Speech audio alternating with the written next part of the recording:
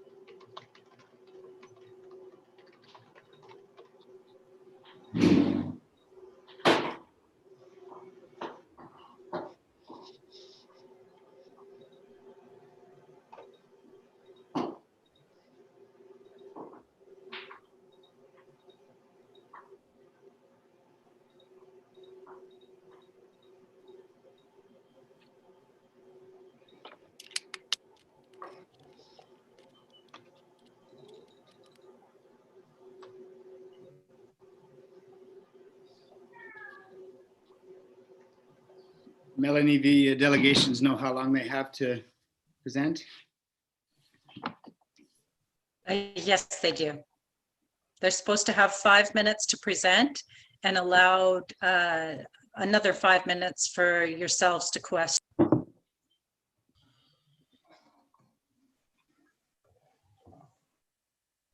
I like the hair. Again? Live stream is good to go. Thank you. We're just waiting for Director Kennett.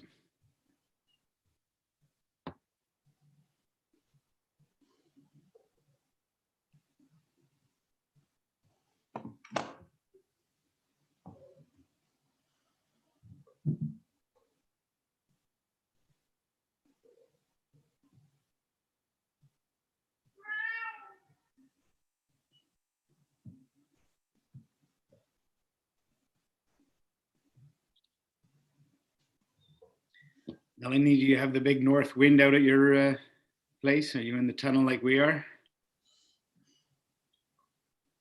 Pretty cold and windy here. Yep, definitely. It's amazing. If you go into town when it's blowing like that at our place on a cold north flow, you go into town and there's no wind or very little. And out here it's howling.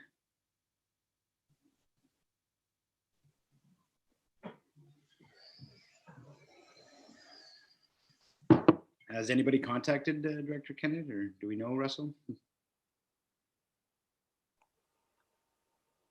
Yeah, Mike, I spoke to her this morning and she should be, I could give her a call. Sure, we'll give it a couple minutes.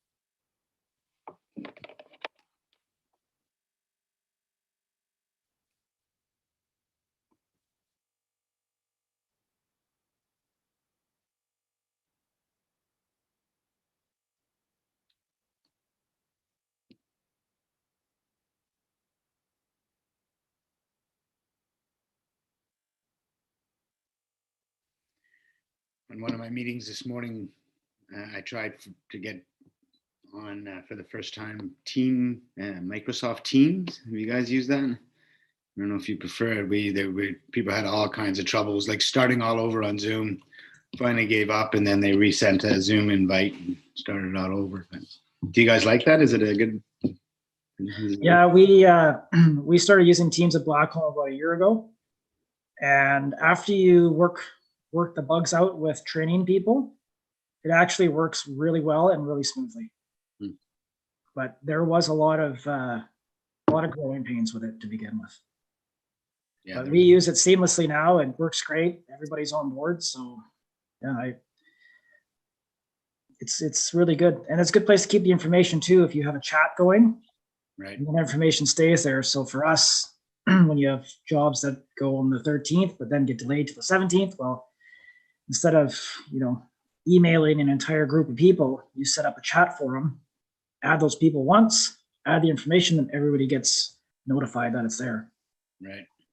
You can also use it to store files, pictures, whatever. It's actually turned out to be quite a good tool.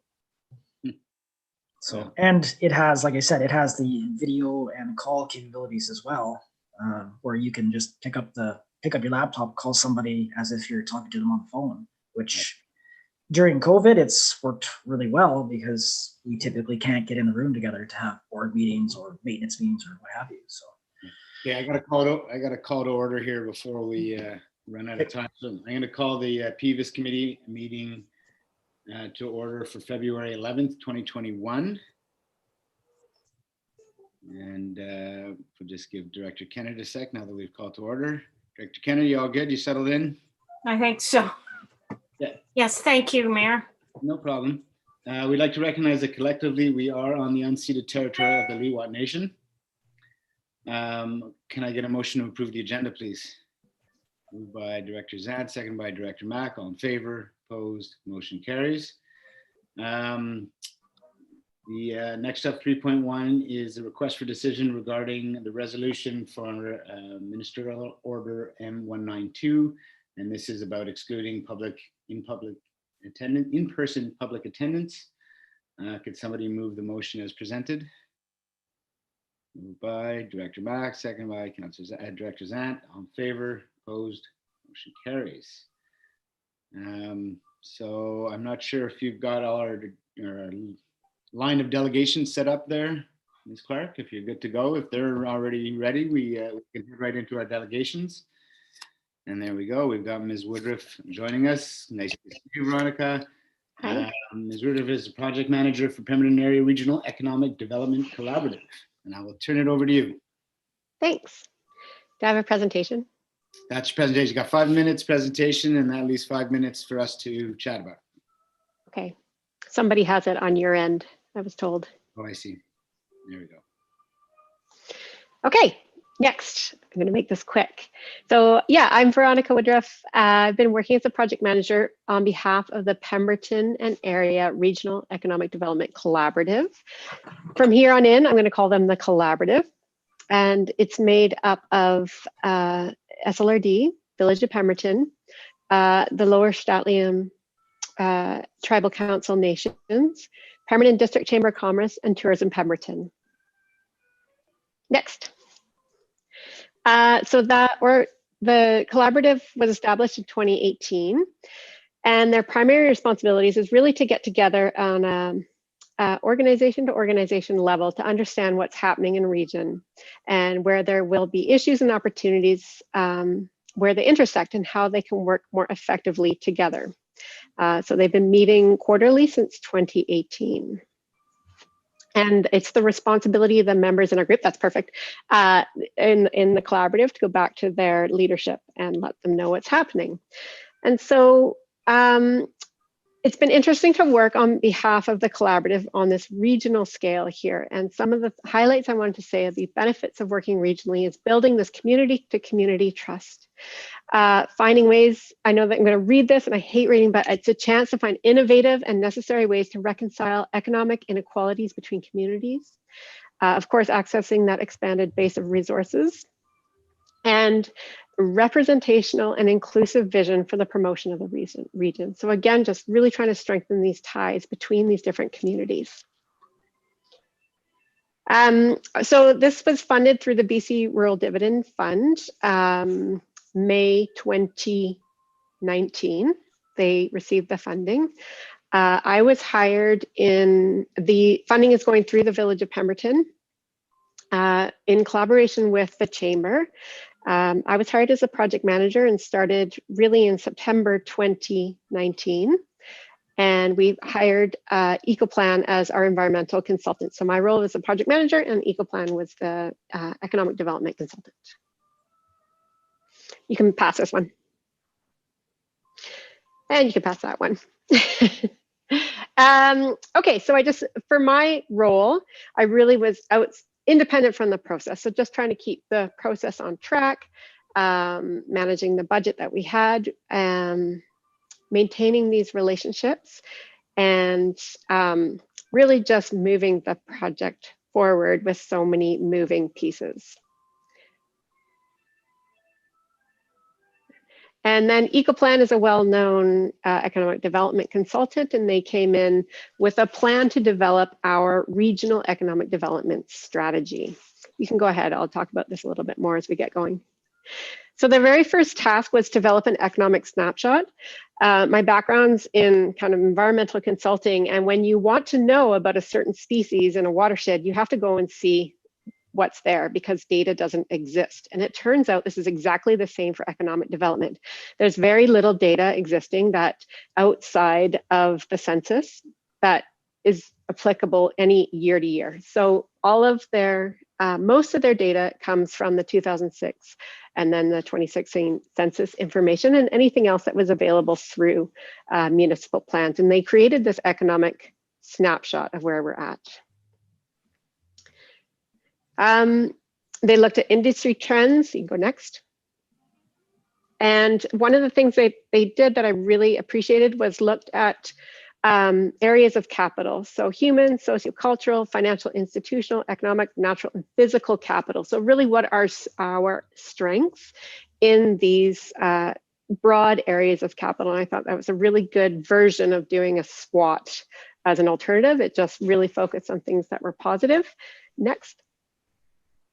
And of course, the challenges, and these are the same no matter really what group or hat you've got on. It's the regional transportation issues, climate change, and natural disaster effects, financial, institutional, cross borders, limited amenities, growth pressures, and of course, good job opportunities.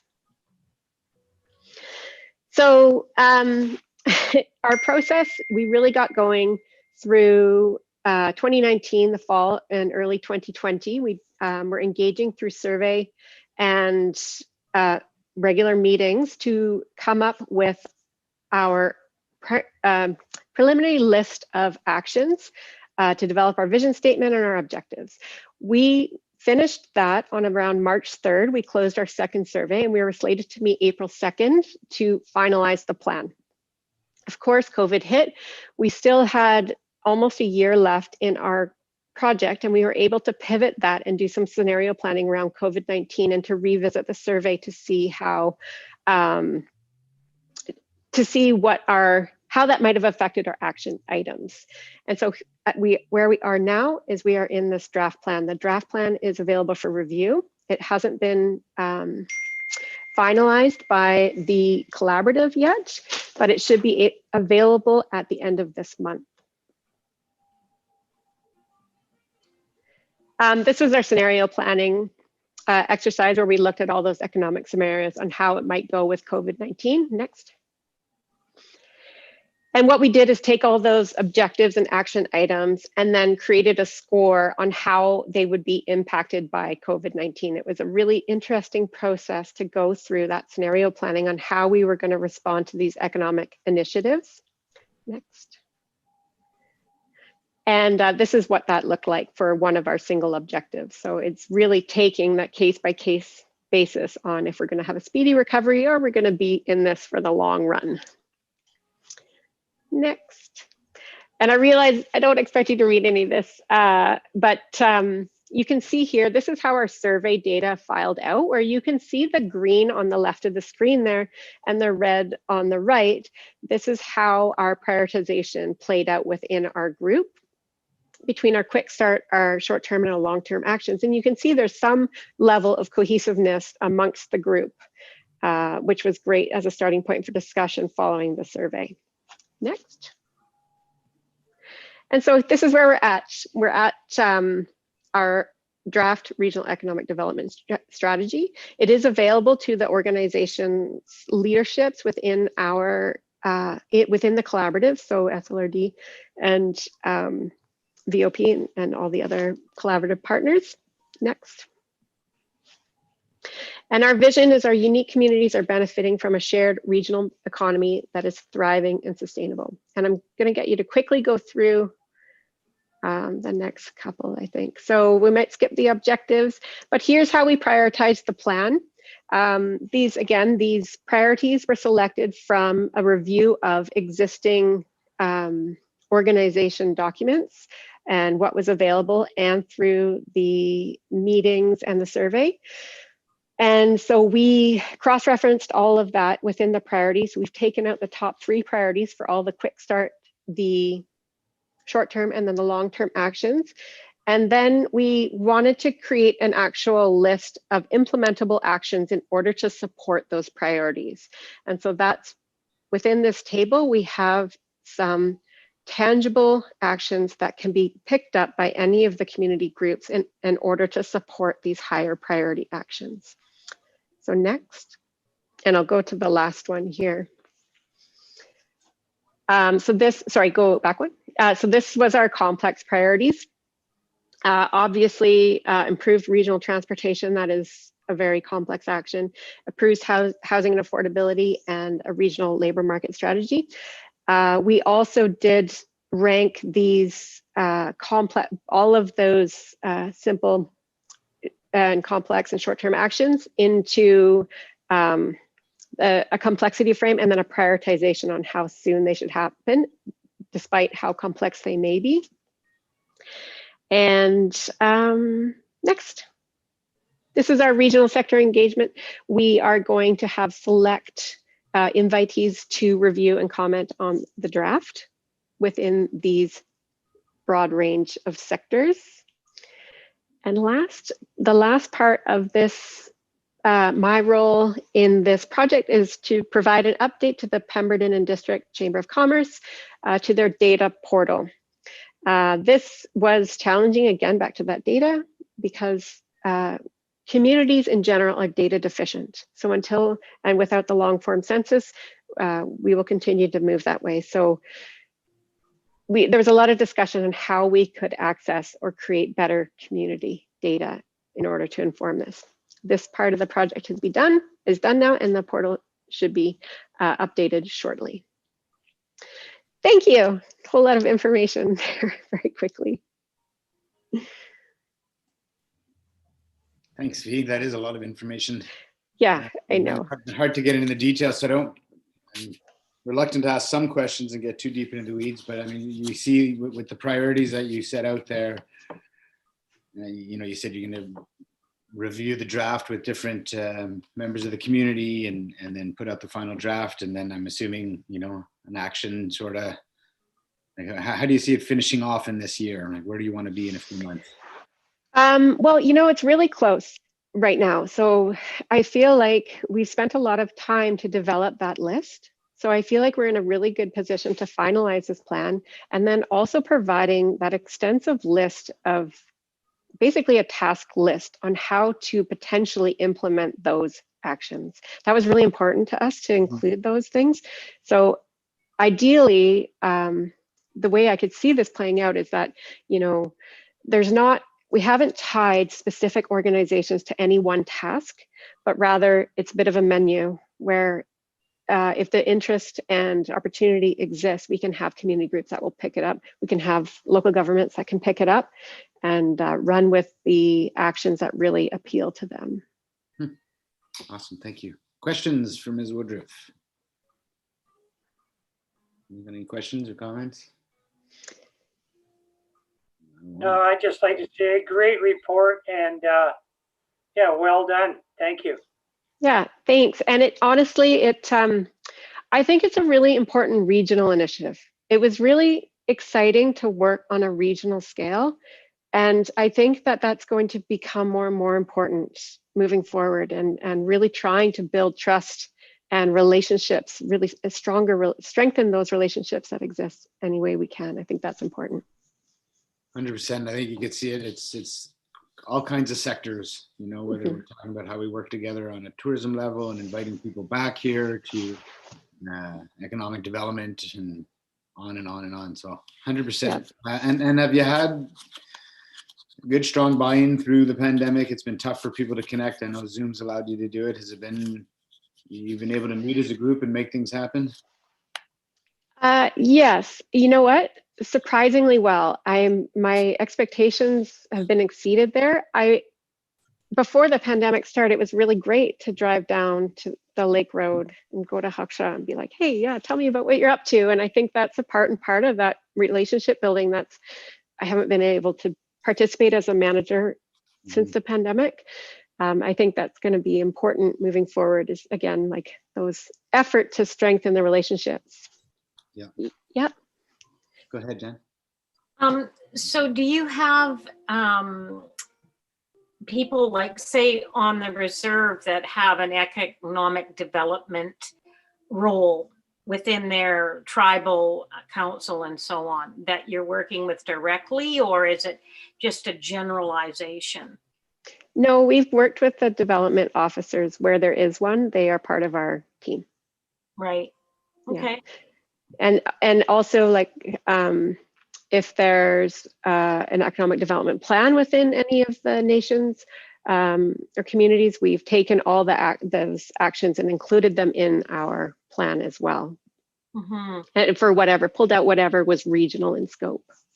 Yeah, I know in the past this is going back over a decade, but around 2010, we did have an economic development officer for Pemberton, and I'm wondering if there was some information there that might be helpful.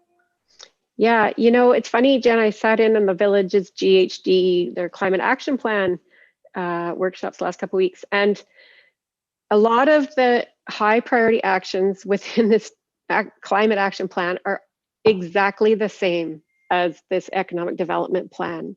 So I think as we start to see these synergies between these priorities within local government, I think a role should be prioritized to take on some of these things. And it might not just be an economic development hat, it could be a community development hat. So. Mm-hmm. I'm just finding through the pandemic, this is my last comment, is that industry here in the whole area seems to be very vibrant and hasn't been affected nearly as much as, say, the service industries and so on, and tourism-based industries. So I think we are really lucky with a pretty vibrant forestry sector and other sectors that are in the industrial site and so on that are doing very well and growing.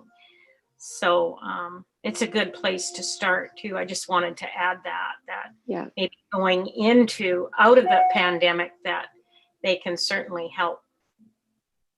Yeah, that was an interesting part of that scenario planning, where you could look at all the actions, because we do have separate actions for forestry or different industries. And you could weigh out, okay, is the pandemic actually benefiting, and how does this play out? So we were able to take that scenario planning exercise and tailor the priorities around that. So that was a really cool tool to use. Mm-hmm. Awesome. Thanks. Well, thank you for your hard work. Yeah, thank you. Hey guys, I'm going to try to keep us on schedule here. V, thank you so much for your presentation and for the work, and looking forward to seeing the results this year coming out. It's going to be great. Great. Thank you. Bye, guys. Next up, we have Ms. Thorlickson. Cool tool to use. Mm-hmm. Awesome. Thanks. Okay.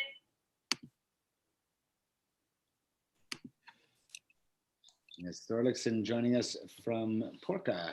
Hi, Bree. Good to see you. Good to see you. We got 5 minutes for you to give us a quick presentation of your activities and leave some time for conversation. Over to you. Okay. Sorry, I don't know how to find my notes on this if you have it big.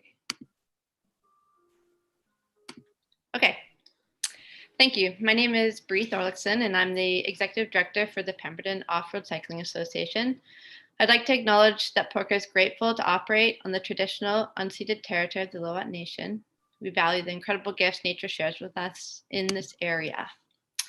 Our mission is to support Pemberton's mountain biking culture by fostering the growth and sustainability of the trail network and to provide opportunities for all levels of riders. Next slide. 2020 was a challenging year with the arrival of the COVID-19 pandemic in March. As people found themselves out of work, in lockdown with time on their hands, our trails were a great escape for many. Porker was called upon by local government to help communicate how to recreate responsibly during the pandemic. We worked with the other Sea to Sky mountain bike associations to develop guidelines and educate our members and the community at large via social media and our newsletters. Next. In 2020, we had 635 members versus 695 in 2019, a 9% reduction. But despite the decrease in membership, Pemberton experienced an unprecedented increase in trail use. Porka, alongside the Pemberton Valley Trails Association, assisted BC Rec Sites and Trails to install counters on 5 of our most popular trails. Over a 5.5-month period, Happy Trail saw close to 16,000 riders, Dog Beach over 10,000, and the highest daily count was 254 people on Happy Trail, June 13th. Next slide. 21 of the top 25 highest use days were recorded in May and June last year, reaffirming the long-known fact that Pemberton is the place to mountain bike in the spring. We continue to work with BC Rec Sites and Trails and the PVTA to track trail use in Pemberton, which will help inform trail maintenance, development, and infrastructure projects. Next one. In 2020, Porka contributed close to $9,000 to the maintenance of our local trails through membership sales and donations. We advised the BC Ministry of Forest, Lands, Natural Resource Operations, and Rural Development on the wildfire risk reduction project that is scheduled for 21-22. We also worked with the Village of Pemberton to secure a location and apply for 2 provincial infrastructure grants for the Pemberton and area mountain bike skills park at the new recreation site. Next slide. In response to the COVID-19 pandemic, BC issued public health orders which restricted Porker from operating most of our events and programs, which is the main source of our operating funds. As the pandemic wore on, Porker needed to adapt. We learned new ways of doing things. We were flexible and resilient. With guidance from VIA Sport, we were able to create safety plans and policies to enable us to return to sport safely. We were able to start the 8th year of the Women's Bike Club in July. This is a free weekly ride open to all members that identify as female, providing a welcoming and supportive environment for women to improve their mountain bike skills, knowledge of the trails, and connect with others in the community. On average, 20 women participated each week. There were no other women's riding groups operational in the Sea to Sky in 2020.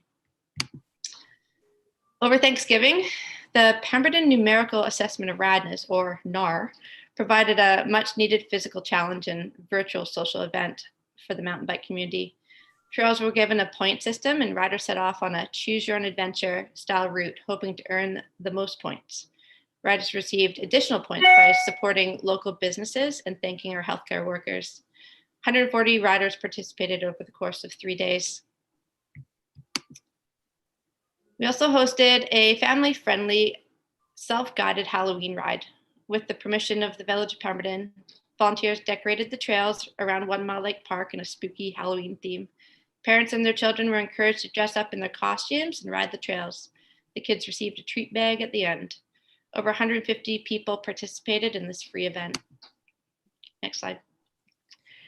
Our goals for 2021 include continue to offer safe, affordable events and programs, support the PVTA and trail maintenance, fundraising and advocacy, strengthen our board governance and training, commit to equity, diversity, and inclusion on our board and at our events and programs, strengthen community relationships and partnerships.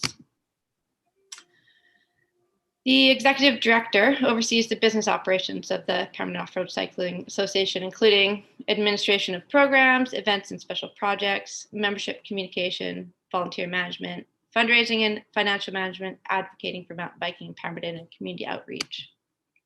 In 2020, Porca received $8,290, representing the shared contributions from the Village of Pemberton and the SLRD Electoral Area C. These funds are year 2 of a 3-year seed funding agreement. In 2021, Porca will receive $4,740. All funds are used to support the employment of our executive director and will help to build the capacity of Porca and our impact in the community. So we would like to sincerely thank the Village of Pemberton and the SLOD for your continued support. Thanks. Thanks, Bree. That was awesome. Quick question before I open it up. I don't know if there is anything you could do about it, but I'm sure you guys are thinking about it. I feel like this spring's influx is going to be even bigger than last spring's influx. Yeah. That our trails are going to get flooded. Again, I don't know that there's much Porca can do about it, but what are you guys thinking? What are you saying? We have a trails maintenance planning meeting next week with the PVTA, and it's definitely on our agenda to discuss that. Hopefully we'll put out a communications plan to not be able to share it through the Sea to Sky corridor, because a lot of times those people that are coming, they're not necessarily Pemberton locals. They're people that are from Whistler that their trails aren't clear of snow yet, so they come to Pemberton to ride our trails. So it definitely is something we need to communicate farther than just our members and just our community. So I have a good relationship with the Warka and Sorka EDs. We sort of we had to establish it last year, and we'll work together to try to get on top of that before it becomes a problem. Well, I mean, it affects both the village and the SLRD as well in different ways, whether it's parking or traffic through the plateau, all that stuff. So, and not just for that reason, just because of our, protect our trails as well. If there's any shared communication or ways we can do that together, let us know. Right. Yeah, I feel there's a lot of folks coming when the snow breaks. Quick questions for Bree. Go ahead, Councillor Zant. Just a comment. I wanted to say I think this is a great program what you're doing, so thank you. And especially during the pandemic, people need to go outside, and I'm glad that to see that Porca has taken that effort by the horn. So thank you for allowing people to continue to go outside, because they need that right now. Thanks. Anyone else? Any questions or comments for Bree? Russell, go ahead. Yeah, I'd just like to say thank you for all you do, and hopefully everything works out in the spring, as the mayor says, but I think that we're going to have a lot of people coming our way. Anyways, we'll see what it all shakes out. Thanks. Thanks, Russell. Bree, is there any new areas for trail building being explored? Is there any? Well, we're going to talk with the PVTA next week. The SLRD, the Trails Master Plan, I believe, has just been put out. So we're sort of getting into the details of that. Of course, we need to follow what's in that plan for how we go about trying to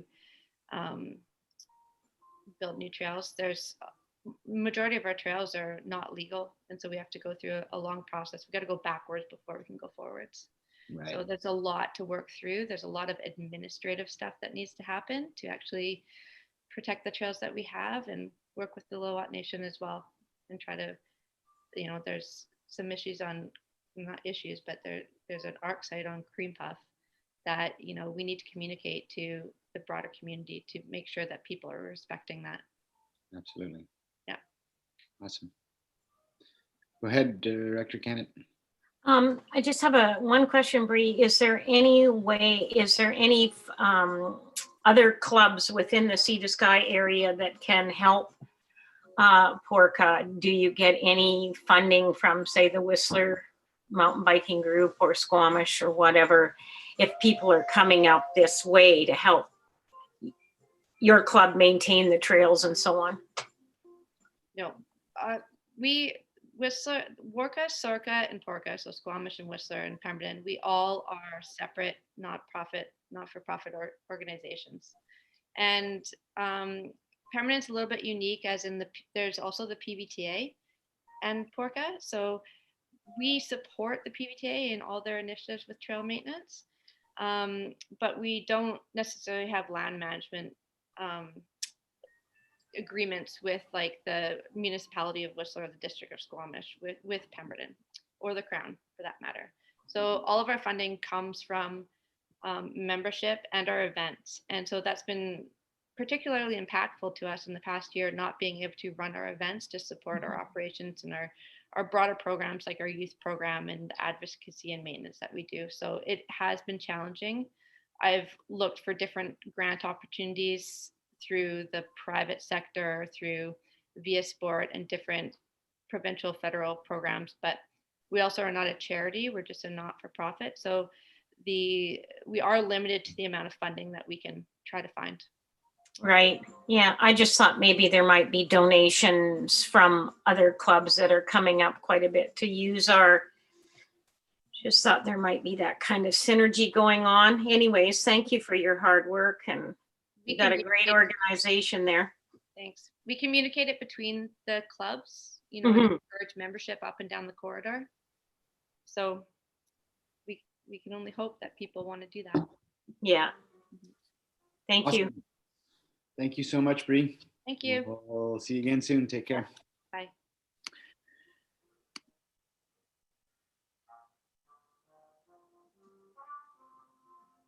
Next up, we're going to Tourism Pemberton.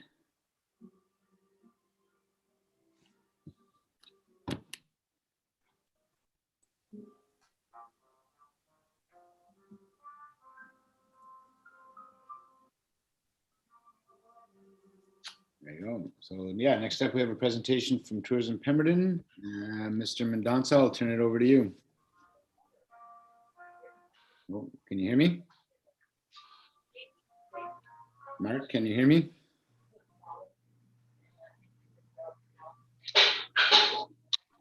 We can hear you.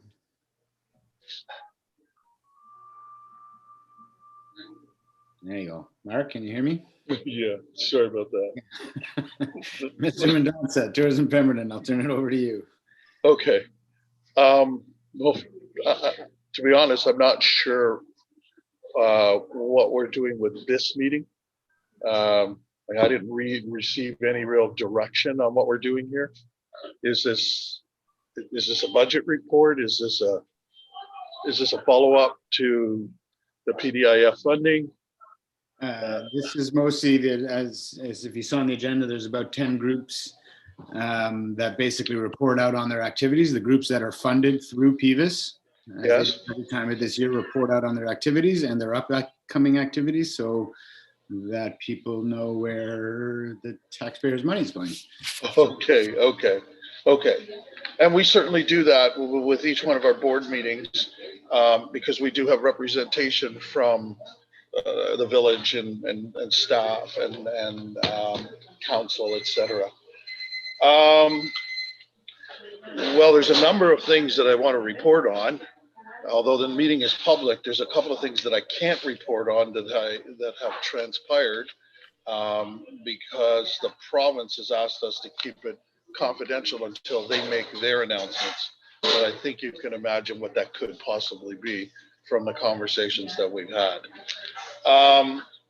In terms of budget, etc., a couple of good news stories for us is obviously the opening of Nairn Falls. We have received grant funding from the Community Adaptation Funding, and that was $16,000. Those funds are required to be basically already spent. And we have, and I apologize for the background noise, but I'm at work. So the 16,000 has to be basically already spent. And what isn't spent has to be spent by March the 31st. So we were able to reconcile our own numbers from last year. For example, our strategic plan, we were able to run that through the $16,000 we've already had deposited for $14,500. So that was really good news for us. That application went in after our PDIF request. We also received or are going to receive funding of $20,000 for the cooperative marketing partnership, and that's with Lillooet and with Bridge River, the Bridge River Valley. So we've got a circle tour coming up, or the planning of a circle tour. So that was $20,000 in funding there. Last year, of course, was the weirdest year ever. And we were somewhat successful in continuing the continuation of our marketing campaigns. We were very successful with Raven Fest, which I'm sure you're aware of. And the promotion of Raven Fest this year will be a whole new game as far as Raven Fest is concerned. And then we were able to put together some campaigns, some digital campaigns with the funding that we received last year. And they seemed to be successful from the people that were the hotel accommodations, the bed and breakfast. They seemed to indicate that they saw some success in that marketing campaign. And as the year went on, we did apply for a number of grants, which of course you saw two that were successful. We applied for the grant for the washrooms. So again, hoping to make an announcement on something really soon.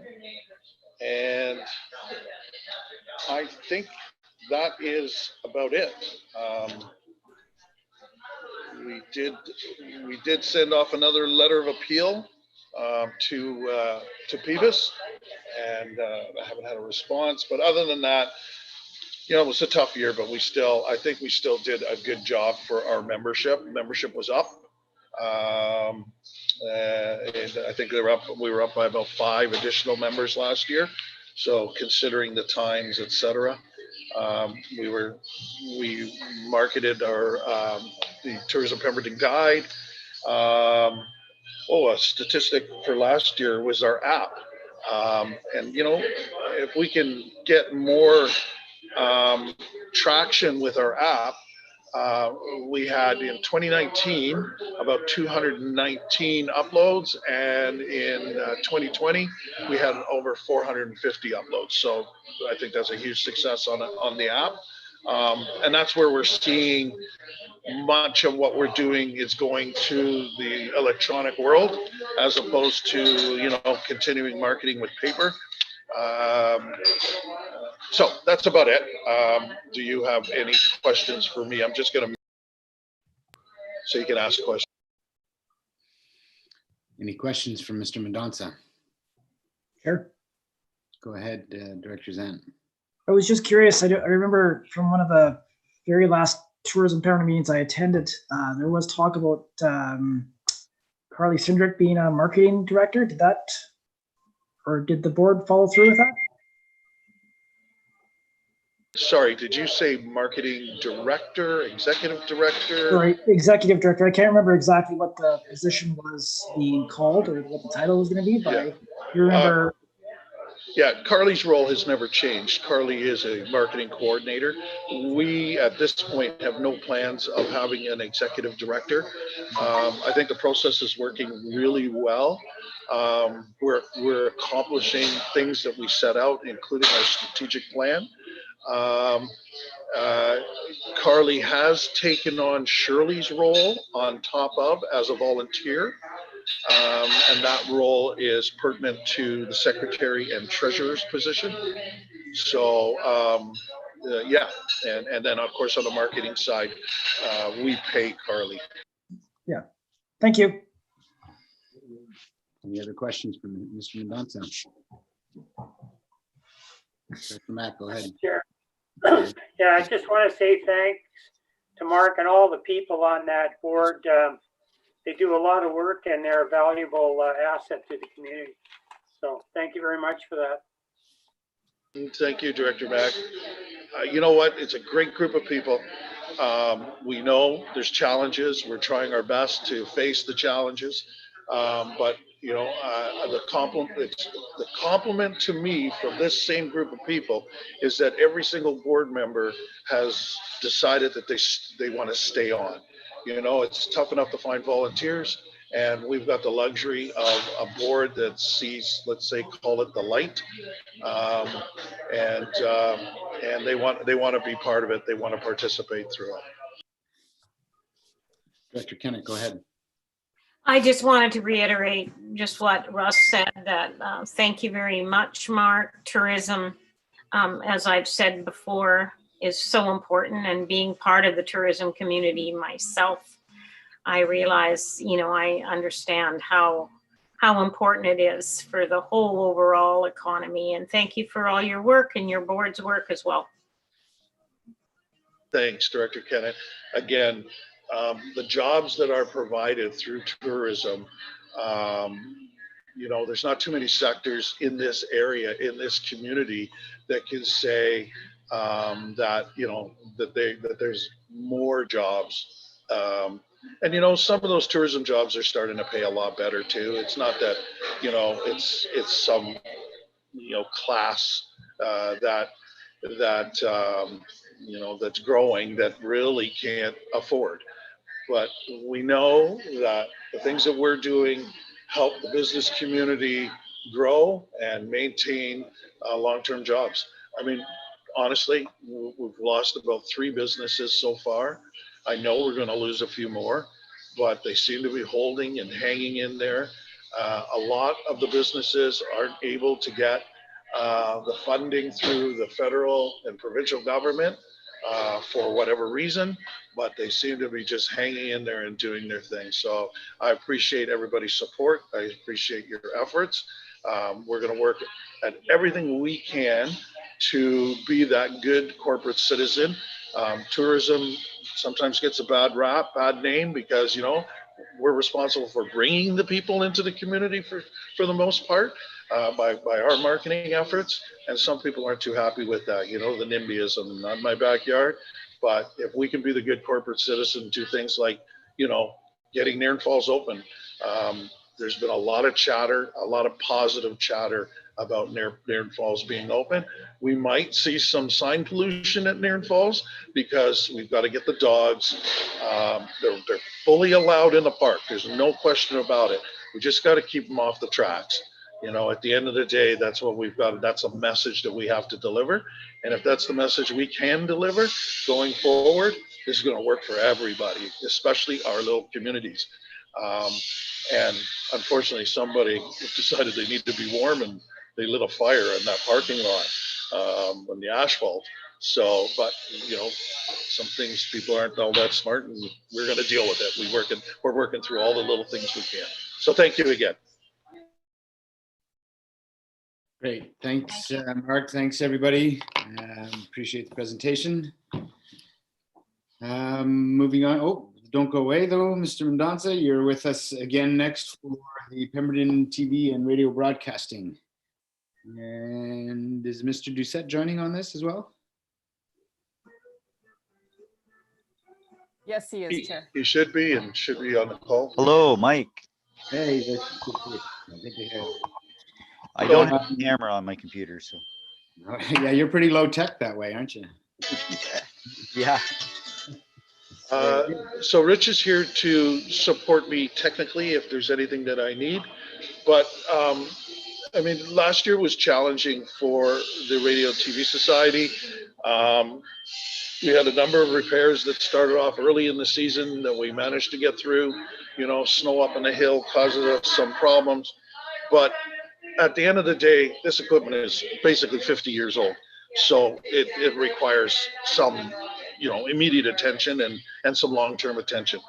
I have to ask, the report was completed by the consultant. And on page 3 of that report, it's very clear that there's a bylaw 808. And as far as I know, this bylaw has not been repealed. And I'll just read the bylaw to you because we need some help here. Bylaw 808-203 was adopted to establish an equipment replacement reserve fund for the Pemberton TV service. I need to ask, where is it? What happened to it? Why isn't it in place? Why is there no funds available? I mean, this is exactly why the bylaw in my mind was established, but yet we did not put anything in there. Is that the fault of the society? Did we not do our job? Did we not ask for enough funds on an ongoing basis? So that is a question I need to ask. And then we can discuss what the budget going forward could look like, because we have established that we're probably only going to get funding for one more year. And then I can also talk about the grant that we've applied for. Again, I haven't heard anything about it. So I would need to just follow up on that bylaw.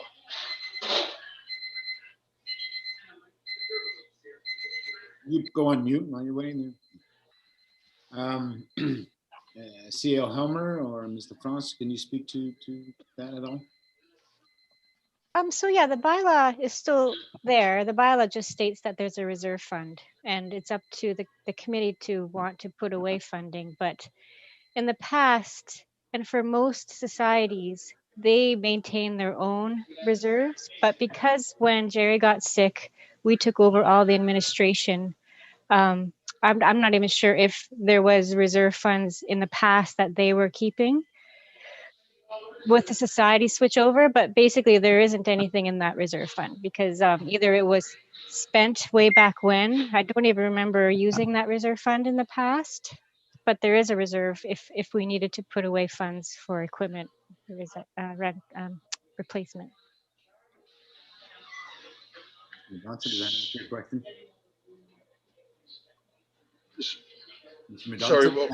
Sorry. Sorry.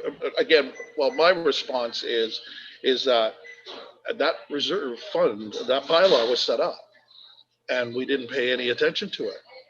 In my rough calculation, if the funding remained the same for the last 17 years, there should have been an enormous amount of money available for upgrading this equipment, and we wouldn't be in this bind today at all. Mr. Mendonça, that's not how the reserve bylaw works. It's basically set up to build a reserve in every year within the budget. It needs to be identified that X amount of funds will go into that reserve fund.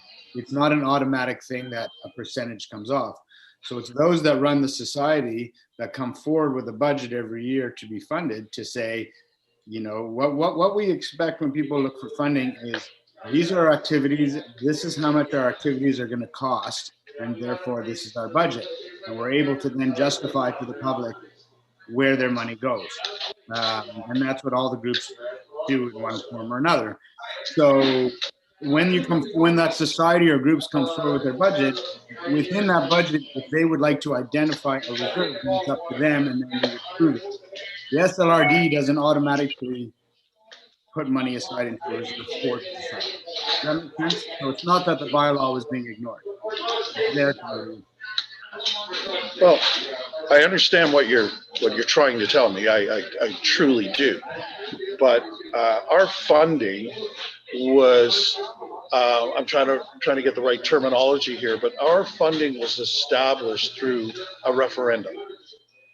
So if I'm correct in saying the referendum basically said, here's your budget.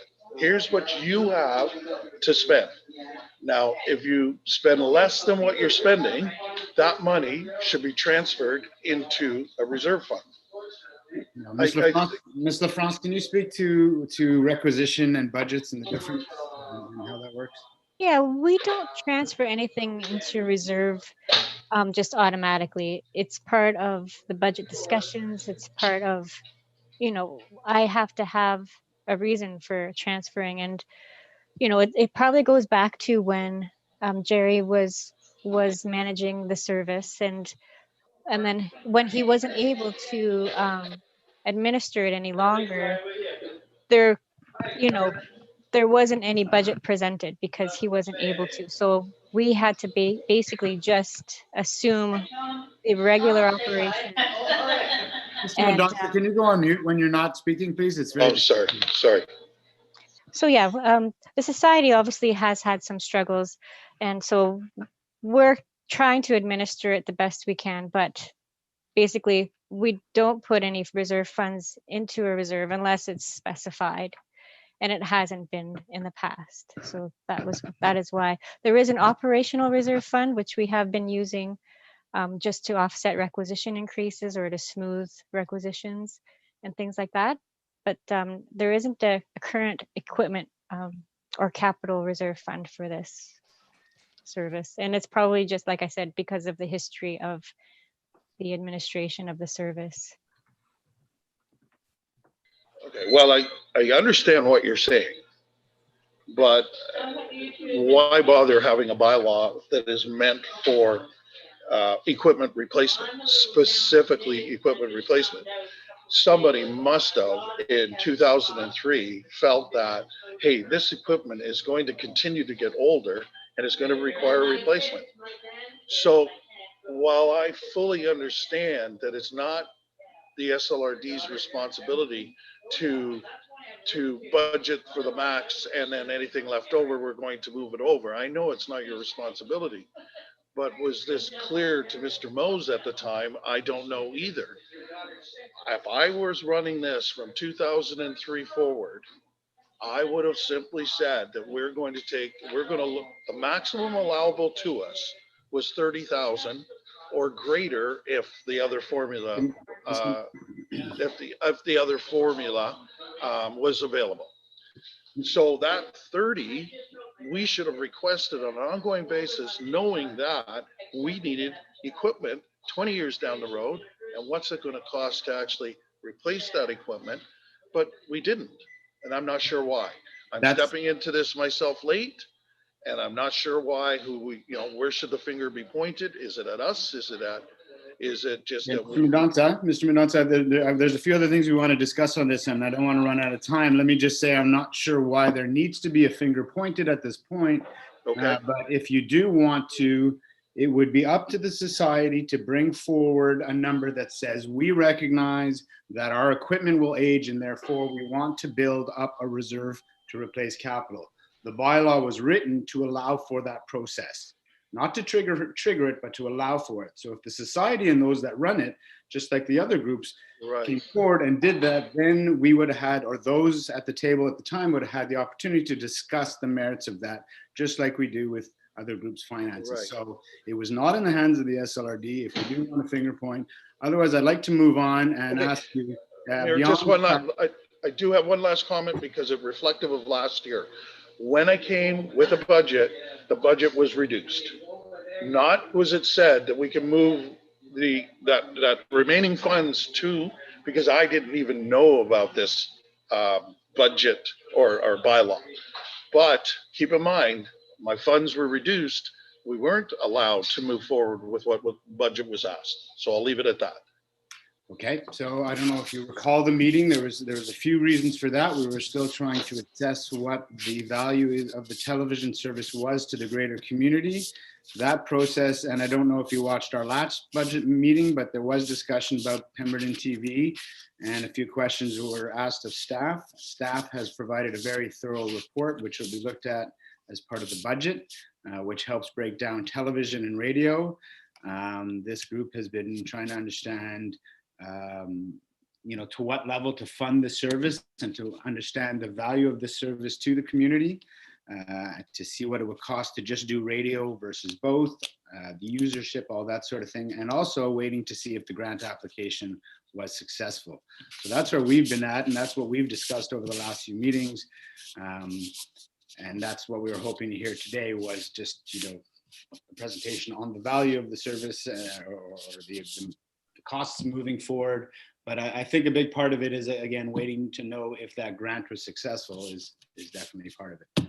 But we will be having more discussion. So if you'd like to provide any more information on the service itself, rather than just the reserve that is in there, we're happy to hear that, or I could open it up to further questions.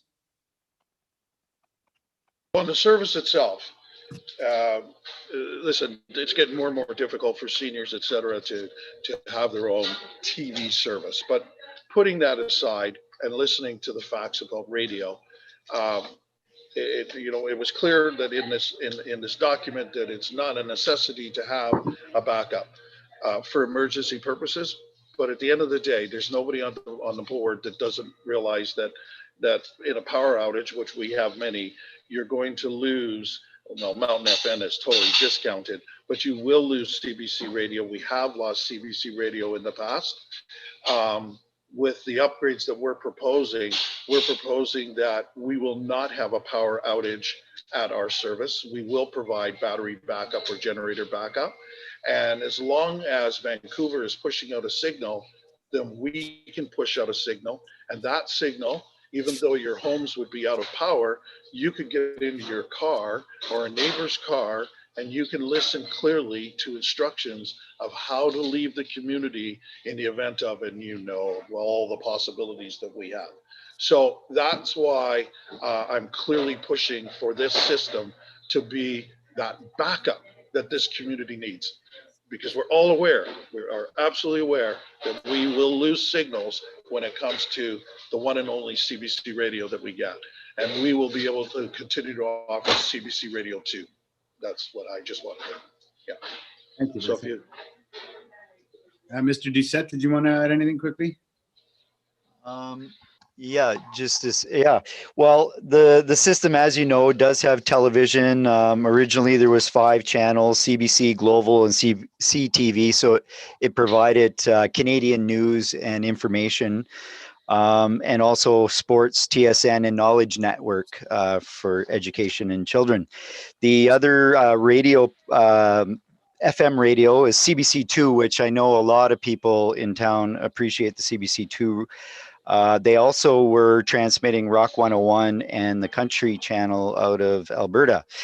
As far as emergency broadcasts, I just wanted to make note that as Russell Mack would know as well, and I think most of the regional district and the village, is that during even MVAs and accidents, when the fiber line, we have one fiber line coming to this town, when the fiber line is taken out between here and Whistler, we have absolutely no gas, no food, nothing. Everything is completely shut down.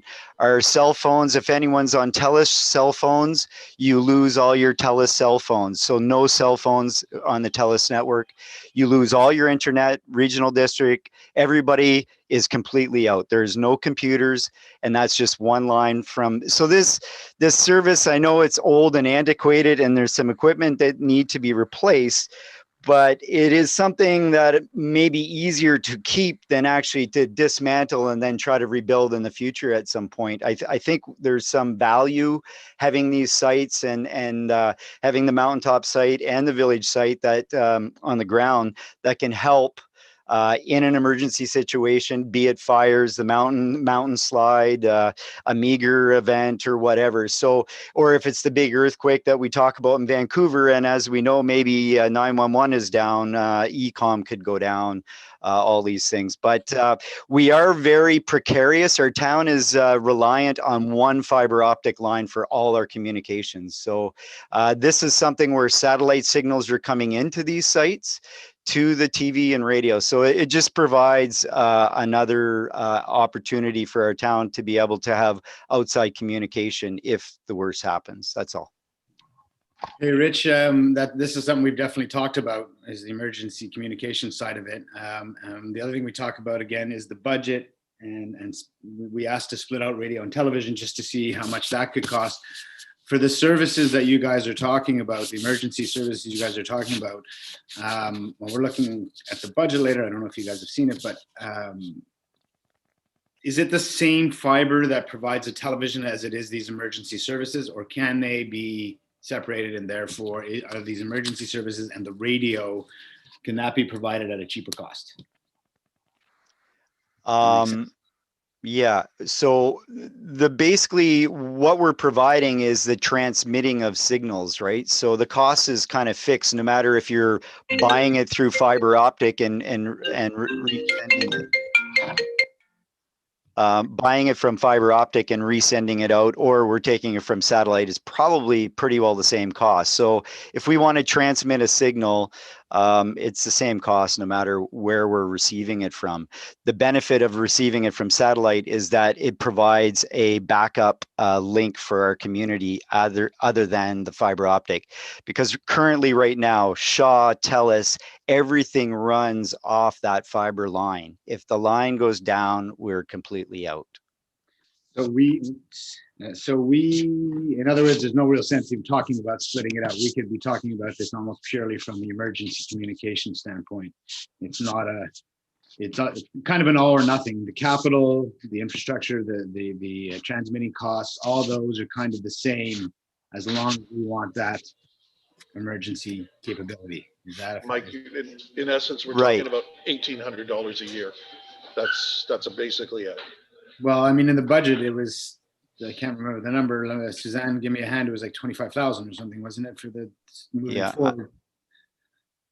I'm not sure what, Mark, you're talking about 1,800. Are we talking about operation budget of the whole facility, or what are you? Now you're on mute. Sorry. Dropping the Shaw signal. In other words, taking Shaw out of the picture, right? Taking TV out of the picture. Oh, okay. Your difference in cost is only about $1,800. Right. So, that's the cost of receiving the signal from Shaw for the Yes. that's just a small part of the whole budget. Yeah. Yes. Okay. Okay. Sorry to beat this to death, but I'm a little confused because in the budget report we have in our agenda, it shows it's on. I think it was less than half the cost to provide the radio signals than to provide radio and television. Suzanne, can you help me here? Am I on the right track? Yeah, so we attempted to split out the costs, and it is in the notes. But the most of the costs show as TV. Like there's the TSN that we actually pay a subscription for, and the Shaw satellite only shows the TV stations in the invoice. So we assume that they're all for the TV. But are you saying it's actually for both? That's correct. Yeah, Shaw basically provides the signals. So you're getting your CBC, you get the right now we have it on, I think the country music channel is coming through on the Shaw. So that's a way to get all the radio stations across Canada into this valley is through Shaw. Okay, so there is still some savings if we drop the TSN costs, which is about I think it's $500 a month. And so then the Shaw we would need for both radio and TV. And if we drop the TV, it might go down, basically. But yeah, we did ask for clarification on the TV and radio split, but we didn't receive any concrete information. Right. And I don't see the bills either. I haven't been involved. I think the bills go to the regional district at this point. I'm just dealing with more of the hardware on site. So I'm just more from the technical side, but the savings, would be the subscription. And that's possible that the TV Society could say, hey, we're going to drop TSN and we can, put up CTV or another channel in its place or whatever, if it's costing too much. There could also be whoever uses the service could pay for that subscription or whatever if they want to pay a little more. But there needs to be some communication out to the public as well. The TV Society, since Jerry's been gone and even before then, hasn't really communicated to the public that, hey, there's this great service that we have here, and people don't realize how they're getting these radio stations and TV stations. Okay, thanks, Rich. Any other quick questions from the committee before we move on? Just go ahead, Councillor. More for clarification from on my side, but looking at the budget from 2020 to 2021, it looks like, if I read this correct, you're asking for less than what you asked for in 2020. Do you know what those numbers are? Can you? Yeah, so the 2020 budget, I'm on page 136 of the agenda. And the 2020 annual budget says it was 1774. 2021 says 1667. So it's using the operational surplus reserve. That's why. So we're using the rest of the operational surplus reserve because last time, the PBIS committee was debating whether to continue it on for another year. So that's why I budgeted for the remaining surplus to be used. Okay, it seems you might be looking at a document that I don't have, because I'm in around 20. All right. Sorry, Mark, you're on mute. Sorry about that. I think what I requested was somewhere in the neighborhood of about 25,000. Okay, well, we're going to look at that budget here shortly. Are there any other questions operationally for Mark or Rich? No, thank you for Thank you for the information. That was very helpful. Thanks, you guys. Next up, we're falling a little behind here. We've got the director for Pemberton Search and Rescue coming up next.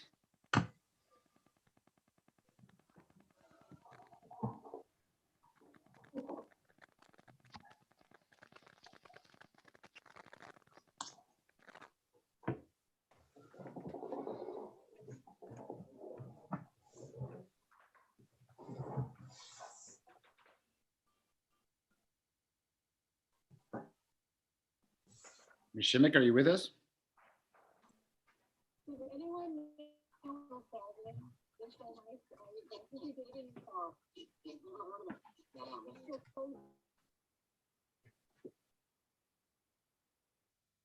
Ms. Shimmick, are you with us?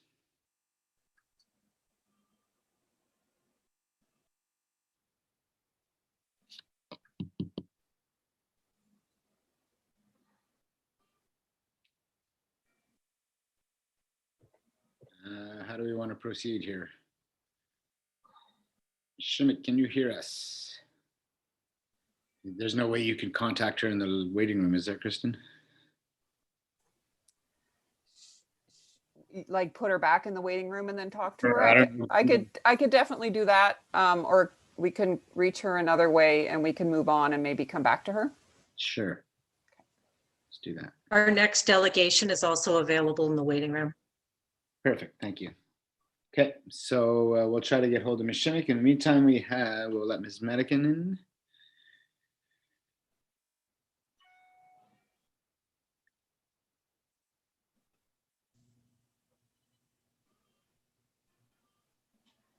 Awesome. There we go. We have Ms. Madigan and Ms. McLeod from the Pemberton and District Museum and Archive Society. Thank you for joining us, and thanks for waiting. We'll turn it right over to you. Okay, I'll start. It's Brenda McLeod. I have a prepared presentation just to make it quicker. Thank you for the opportunity to speak to the Pemberton Museum's request for funds. The Pemberton and District Museum is the fundamental foundation for history in our surrounding area. Like other museums in Canada, the Pemberton Museum remained closed to the public during 2020 due to the COVID restrictions. The closure has resulted in a loss of revenue for the museum, as well as delays in moving forward with the schoolhouse and Arn cabin projects. It has been a challenge to follow our master plan as we navigate through COVID. We plan to revise our plan in 2021 to better reflect the changed approach to providing museum services to our community.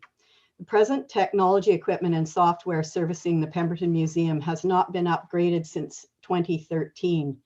In order to provide a more connected experience for museum visitors, especially during COVID times, the Board of Directors applied for and received $11,000 from Heritage Canada emergency funding for operations. We are also requesting an additional $8,000 from the SLRD to put forward toward computers and website upgrades so that the museum can continue to provide programming to area residents and online access to our collections. Pemberton Museum's two major capital projects, the restoration of the schoolhouse and the John Arn cabin, have been delayed due to the challenges of COVID. However, we are moving forward now, weather permitting.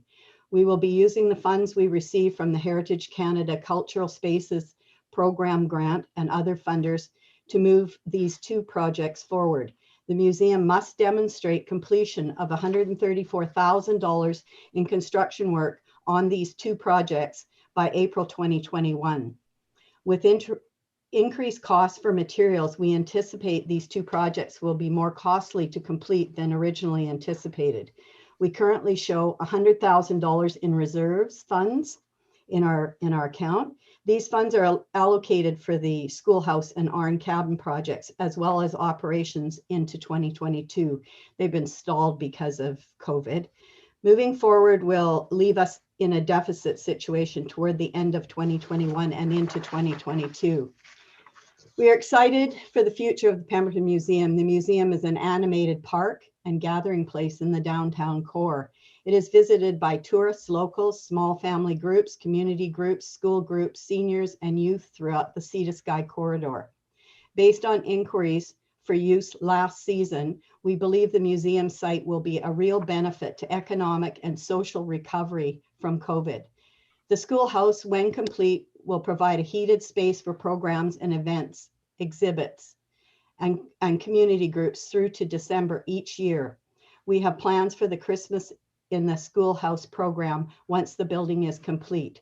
The schoolhouse will provide another venue for events such as memorials, anniversaries, art shows, social teas, music performances, and training meeting spaces.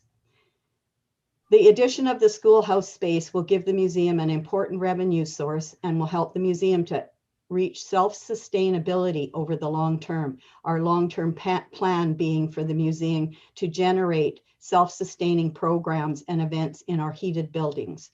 The Arn cabin will provide a space to showcase the agricultural history of our area, complete with artifacts. We come today to request an increase in our funding for 2021 to support this worthwhile investment in the future of our community. And I believe Nikki's going to go into the details of the amounts. Hi. I've just got a few notes on the operational request. So we're requesting $137,000. That'll cover our operational costs from August 2021 until August 2022. And we're going to extend our operating season through to December this year. Our new staffing plan is required to manage visits, occupancy, and COVID-19 safety protocols through the pandemic. Our past operation didn't manage front-end visits.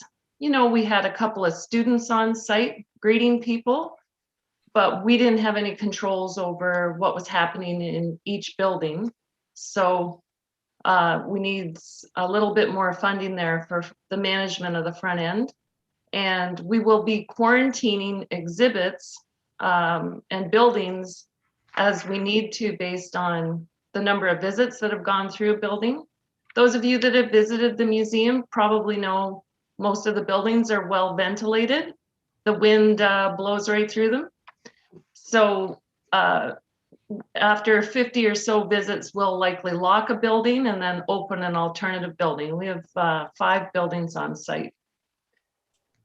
The labor plan is, we're asking for a new position, visitor services lead hand, which is worth $16,000. Additional support for the museum supervisor position if we're going to operate for a longer period at $25,000. A curator at $33,000. A collection coordinator at $4,800. And we hire 4.5 full-time students. We take $9,200 of our operating funding and write student grants, and we get 70% matching funds usually for those positions. And this is for local youth under the age of 30. We provide important first work experiences for youth, and we work with PSS to identify students that need this experience, and they often get a school credit through the co-op placement program. We're going to continue work on repatriation of First Nation artifacts this season. Though we were closed to the public in 2020, work on this continued. And we also received 2 gold rush items last year. We received a musket barrel that was found at 29 Mile and a spearhead. We have increases pending in insurance, repairs and maintenance and utilities due to the new spaces planned. And 2 historic houses are going to need reshingling of the roofs by 2022. So with additional funding for the front end positions that gets the museum open to public, we anticipate increased revenues of $30,000. This is conservative and doesn't include any additional income from rentals of the schoolhouse or the whole site. We can make the whole site available to a group if they needed to have a space in town. The requisition limit this year was for 218,000. We're requesting 145,000. 8 of that is a capital request for computer and website upgrades. This work's already underway. We did receive some emergency funding last year, but 8,000 will take us through to the end. So we see this funding request this year as a bridge for the museum through to 2022. And essentially, we're going to provide people with somewhere to go and something to do during these weird times. Thank you. Thanks, you guys. Any questions? Director Kennett. Yes, Nikki, are you guys, the museum is planning on opening this year, is that correct, to the public? Yes, May long weekend. May long weekend. Are you going to be like reduced hours, or are you going to just play it by ear type of thing, or? No, with this funding, I see that we would be open through peak period, June through the end of September, pretty much 7 days a week. Maybe towards the end of September 6. It depends on the students because they start to return to school, but we often get students to come in on weekends. Right, that's great. It's good to see it back open again. It was missed last year. It really was. By the locals more than anything, I think. The museum is zoned as a park, so fundamentally we do see it as a park that requires public access. Mm-hmm. Well, thank you for your hard work, you guys. You're welcome. Thank you. Any other questions? Sure. Go ahead. My only question was curious about the amount you're asking for, and this may be more of a question for Ms. LaFrance. I know with the library, the policy kicked in where we had to do the SRD policy, we had to do an audit when a certain requisition hit a certain amount. I don't remember the policy or what it contains, but I'm wondering with the ask from the museum, that policy would kick in as well. So I just think that's an added expense that they would have to endure, which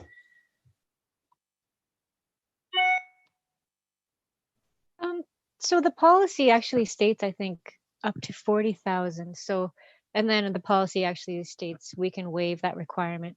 We haven't been enforcing it so much, but because the library requisition is close to 350,000, we thought, we'll start there. But if the committee wished, we could ask for an audit. For sure, it's not a requirement. The policy is kind of lenient in that it's really up to the committee if there is a need for it. okay. Thank you. That's what I was curious about. So that answers my question. I'm not suggesting at this point we do an audit. I just was curious just to make sure where that amount sat. Thank you. Any other questions? All right, seeing none, thank you very much. Go ahead. Go ahead, Director. Yeah, I just want to thank Nikki and all her staff. They do an amazing job there and have for years, so very much appreciated. Thank you. Thank you. Awesome. All right, thanks for joining us. Thanks for your presentation. Very helpful. Have a great afternoon, you guys. Thank you. Take care. So I think we're going to go back to PR. Yeah. I think Ms. Shimmick we're going to try to get her to join in again.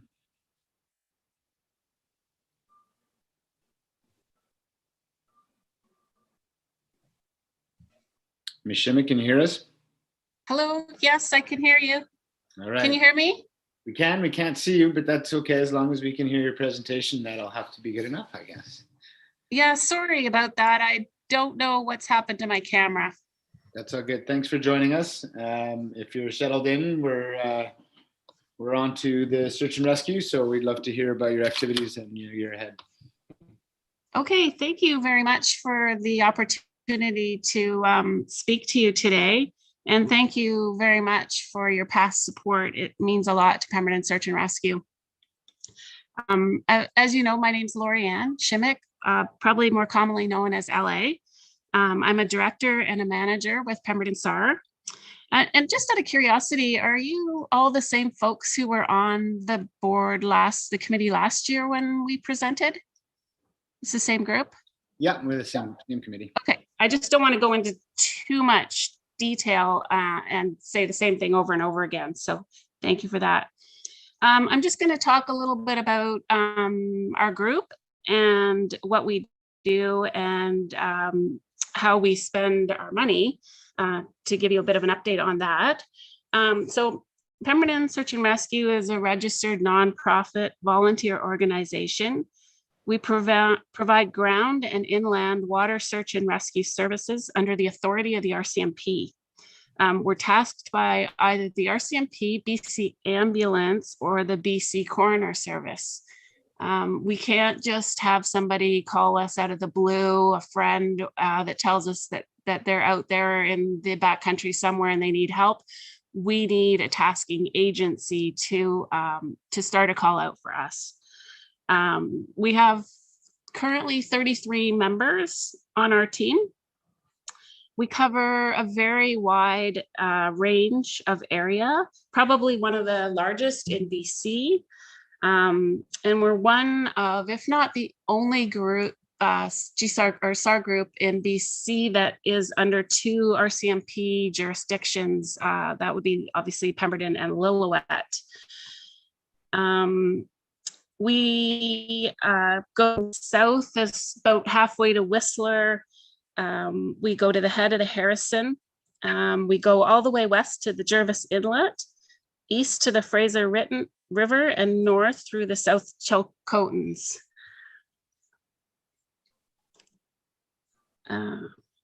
Sorry, can you hear me still? Yep. Yeah. Yep. Nice. Some of our funding that we get is the SLRD requisition, which assists us with our operating costs. We get task reimbursements from the province of BC. When we go out on a call, we can put in for task reimbursements for some of our equipment and vehicles.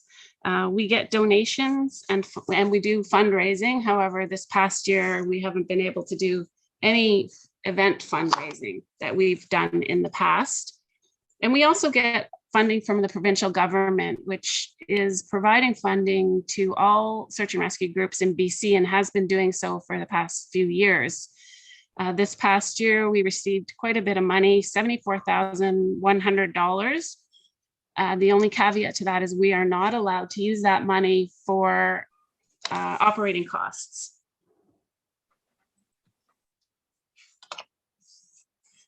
For 2021, we're keeping our funding ask the same as last year because we're mindful of the effect of COVID on local government budgets. And we think with the other funding that we receive that we can manage throughout the year. We don't know exactly the amount we'll get from the province this year, but we anticipate it to be about the same as last year. For training, due to COVID, only essential training was allowed. Our members did keep up with their essential certifications and recurrency certifications. Quite a bit of our training is actually essential. Some of those areas include avalanche, rope rescue, mountain rescue, water, swift water, and ice rescue, along with helicopter operations and first aid. Those are some examples of the training that we do. We usually also train every 2 weeks on Tuesday evenings, but we have not been able to do that training due to COVID much this year. However, we have done some Zoom training.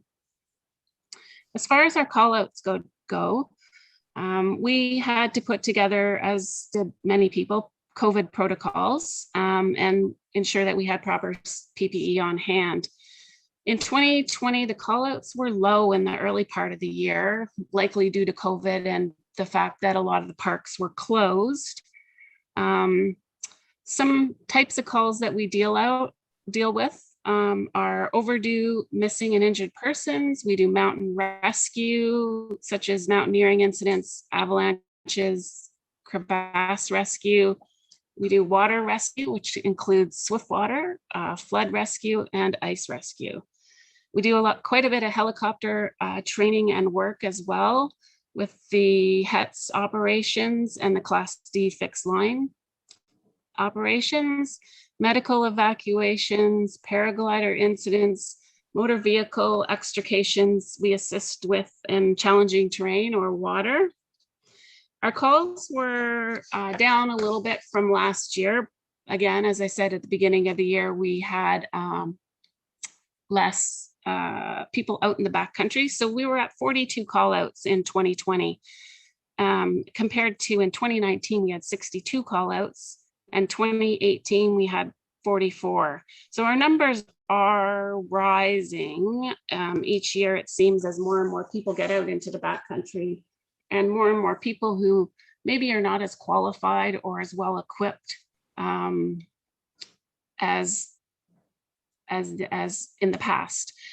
However, having said that, last year we were involved in quite a few rescues, technical rescues, and less searches for people. I'm having problems with my computer. I apologize. Just so you know, we could hear you fine. Okay, great. Thank you. And just going over some of our accomplishments in 2020, we formed a Lillooet division of Pemberton Search and Rescue. It's just essentially a satellite team. We're seeing more and more calls over in that area, and Emergency Management BC did not support a Lillooet SAR group of their own. So we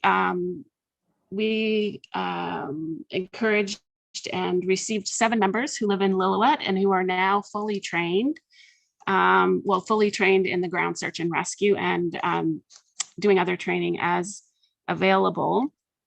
And they live in Lillooet and they're now part of our team, and they are managed under us though. So this will enable us to have a better response, especially if we have poor weather conditions and we need to get to a remote area over in the Lillooet or the South Chilcotin area, quicker by helicopter. Sometimes we get socked in with the weather here and they have it clearer on that side. And just sometimes they can get to people a little quicker. We're seeing more ATV type incidents. We had a hunter incident last year, probably about 5 calls that group responded to in the time that they were part of our group, which was towards the end of last year.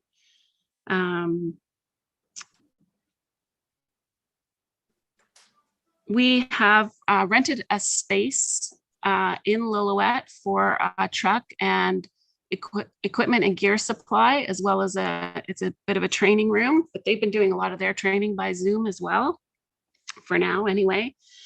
We have provided them with handheld radios. We've also purchased a new pickup truck for ourselves, an F350, which was an upgrade to our 2006 pickup that we had in the past. The 2006 pickup will be going over to Lillooet to help them serve that area probably later this week or early next week. That truck that we purchased was part of the provincial funding that we received. We also purchased outerwear uniforms for those Lillooet team members under the provincial funding. And we upgraded and replaced some technical rescue gear and did some upgrades to some boat trailers. One of our goals for 2021 is to continue to enhance the Lillooet team. We need to purchase gear for them. We've started purchasing some first aid kits and some rope kits for them so that they can respond effectively from that end. And again, as I mentioned, they are part of our team and we do manage them from this end. So we may send a few of the members out from that end, with some of our members joining later. Just depends on the type of search and how it rolls out. We'll continue. So that's one of the things we want to work on this year is the funding, or the gear for those folks. And we will also continue to upgrade and add gear to our cache as needed. Well, as I mentioned, and we do fundraising events, but we weren't able to do any of that this past year. So hopefully later this year, we'll be able to get back to that, but I guess we'll see what happens on that front. We also use Canada Helps on our website as a donation platform for anybody from the public that wants to donate to us. So those are some of the areas that we get funding from and how we've used the funds this past year. This SLRD funding that you provide to us is very important for our day-to-day operations. So we're hoping that you can continue on with that support. Again, I apologize, my notes were a little bit all over the map. My computer's having some weird issues, so sorry about that. But does anybody have any questions or gaps that I may have missed that you'd like me to fill in on? Go ahead, Director Metz. Yeah, Lorianne, I just want to say thank you to you guys. You do an amazing job. In our EAD meeting yesterday, Director Demare and Director Birch-Jones were talking about, the Lillooet group that's got together. I think that's really good. Response time is so critical. So anyways, I applaud you guys on that, and keep going. Thank you. Thank you, Russell. Oh. Go ahead, Leigh. Thanks very much for that, Russell. We know that you're a good supporter of us, as all of you are. So we appreciate that. And our team does work very hard, and they spend a lot of time away from their family to respond quickly and sometimes lengthily for these calls. So we appreciate the support. Any other questions or comments? Oh, just thank you for your hard work, and it's much appreciated, particularly from the tourism sector and people that have backcountry businesses. It's so important to know that you guys are out there. And it is, and just so you know, I've said it before, in my travels, although I don't travel very much these days, in my travels, whenever I'm in with colleagues from different parts and I mention Pemberton Search and Rescue, I always get big compliments about you guys. You're well respected, not just locally, but around the province, just so you know. And I think you guys have challenging work considering how many people come to our area that have no idea how to handle the backcountry. So hats off. Thanks very much for your work, and thanks for being here today. Thank you. Thank you very much. Okay, moving along. We're on to the library, are we not?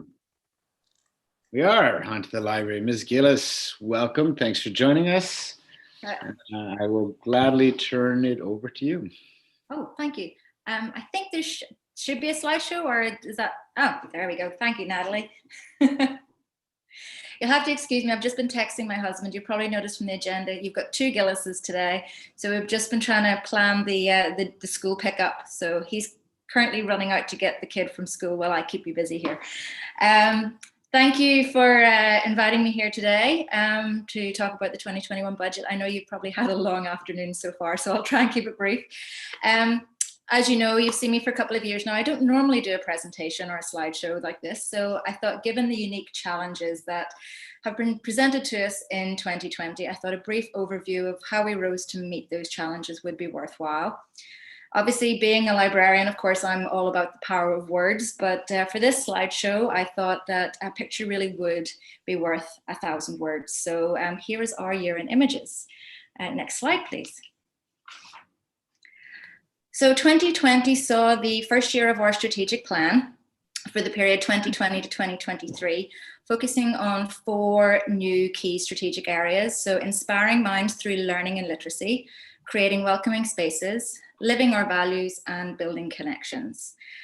While we may not have achieved some of those goals in the way we originally intended to, thanks to the pandemic, the slides that follow will illustrate how we adapted those goals to align with the ever-evolving new normal that we're going through. Next slide. So 2020 actually got off for a really strong start for us. In January, we recorded a record number of visits to the library with 8,923 patrons visiting us that month. We hosted a number of really successful events, including a screening of the ski movie Return to Sender with local skiers Logan Bahoda and Mark Abma. It was also our first opportunity to use the new upgraded audiovisual equipment that had been supplied by the Friends of the Library. We partnered with the Village for the Pedal Pemberton community consultation. We had pop-up libraries at Tazil with the Community Volunteer Income Tax Program. We launched our new newsletter, and we also launched a 20 in 2020 reading challenge. Next slide, please. One of the highlights of the early part of the year was the Dr. Seuss Storytime at North Arm Farm, which you can see up in the top left. That had over 60 in attendance and was really great. We also hosted a number of after-school programs with the Service Canada and CRI Super Clinic. One of the big wins for us in early 2020 was the Sea to Sky Interlibrary Connect service. So this is a new service that improves resource sharing along the Sea to Sky corridor. So it was all shaping up to be a super successful year ahead.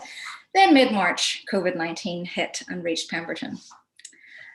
So the Pemberton Library was actually one of the first libraries in BC to close the doors due to the exposure in the community centre. But subsequently, we were actually one of the first to resume our services.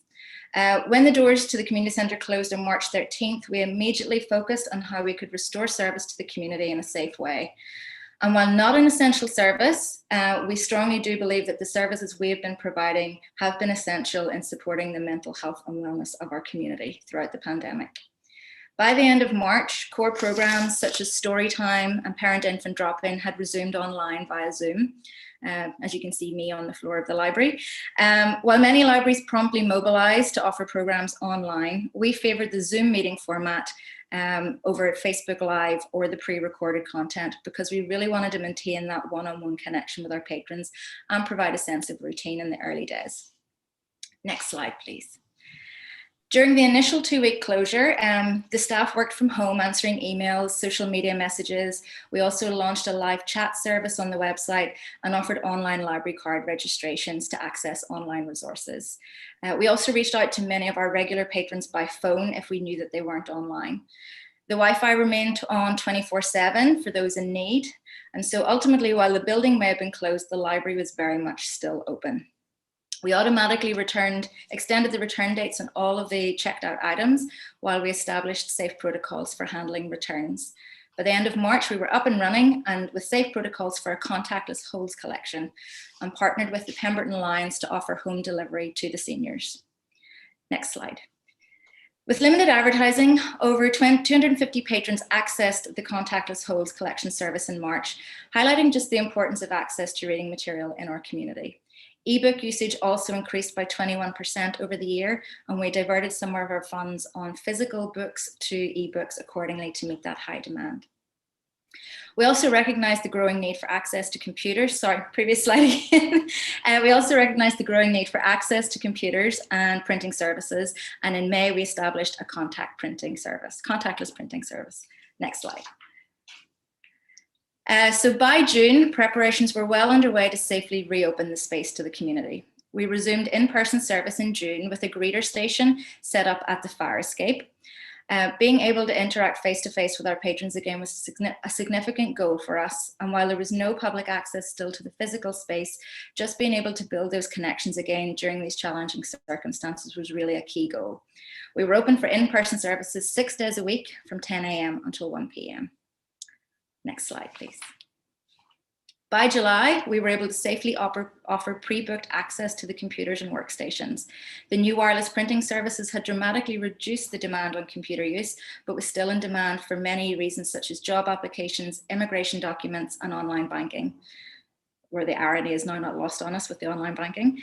In-person service hours expanded to Monday to Friday 10 to 4 and Saturday 10 to 2. Next slide, please. By September, our hastily cobbled together fire escape solution was no longer viable with the wind that blows down the Portage Road. So the weather and challenging weather, we had to relocate to the south entrance of the community centre. We introduced express browsing to meet the growing number of requests for the service. By now, many of our patrons were enjoying their staff-picked selections, and it has been one of the many highlights getting to connect with some of our patrons and assist them with their reading selections. This is one of the changes we do hope is here to stay. But for many, the physical act of browsing is still a key source of enjoyment in their library visit, so we worked hard to reintroduce it in a safe and sustainable manner. Next slide. In March, we received a grant from the Ministry of Education for technology improvements. This was a grant that was given to all BC libraries, and we used ours to purchase the long-awaited self-check machine. This has really helped with social distancing inside the library, and has also reduced pressure on the space in the library when we have had people in browsing.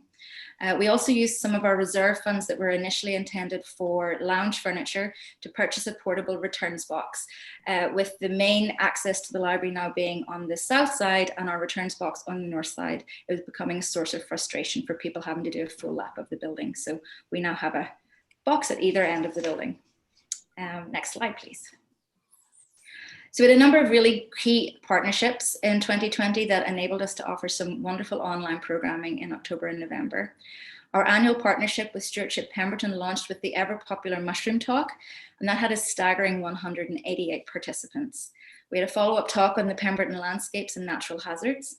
We also partnered with the Wellness Almanac and Tanina Williams to offer a series of sharing circles. And partnerships with our neighbouring Sea to Sky libraries enabled us to offer the popular Quest lecture series and author Bob Joseph, author of 21 Things You May Not Know About the Indian Act. These are events that we could not have hosted alone. So this has been another key win of the pandemic, is the way we've been able to adapt our programming online. By the end of the year, sorry, next slide. By the end of the year, we were able to safely offer express browsing 6 days a week, and we're proud to have former chair Judith Walton awarded the BC Library Trustees Association Trustee Excellence Award for her governance work with the library. Mayor Mike very graciously came for the very, very small but socially distanced award ceremony to acknowledge the 8 years of service Judith has given to the library. Next slide. All of this would not have been possible without the amazing team of staff. In 2020, we welcomed some new faces, but sadly also said farewell to many too.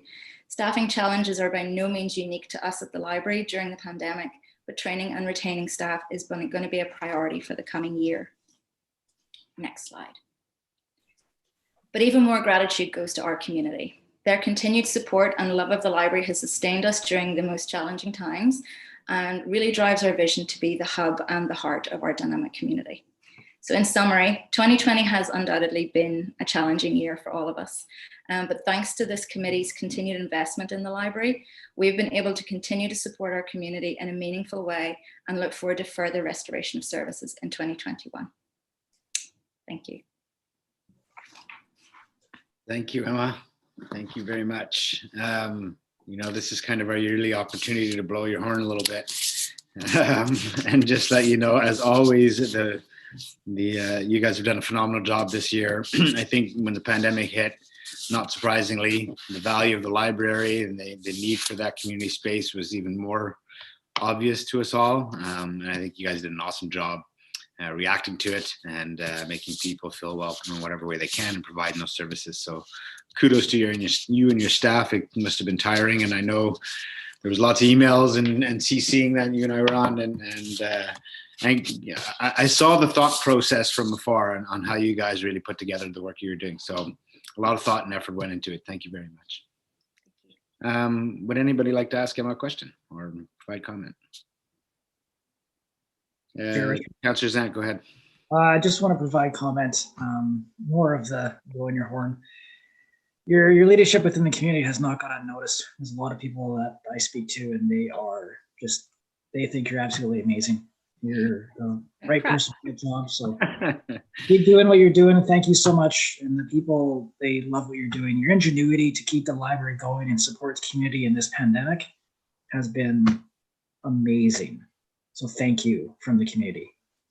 Thank you. Anyone else want to make Emma cry? Kudos to you and your team, Emma. Thanks, everyone. It's been a journey. Yeah, I'm just going to say thank you. I think you've been put through enough here. Thanks. I need to check if my husband's back home yet. I might have to keep you on the line another couple of minutes. Okay, we're gonna make him cry next. Yeah. 2 Gillises in one day. It's more than anybody can take. Raise. Okay, let me see if he's ready. Although Natalie will probably know if he's connected. Chair, we do have him in the waiting room.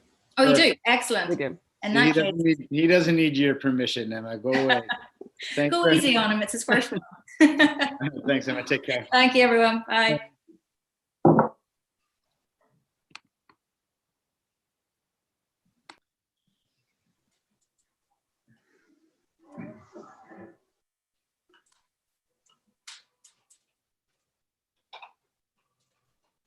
Mr. Gillis, are you with us?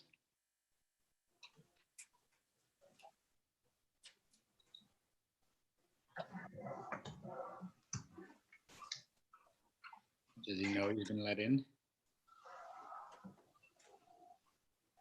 It's Chair, it's showing that it's still connecting to audio. So, and he doesn't appear to be there. So we may need him to call in again. Okay. Once he. Oh, it says connecting. Stand by.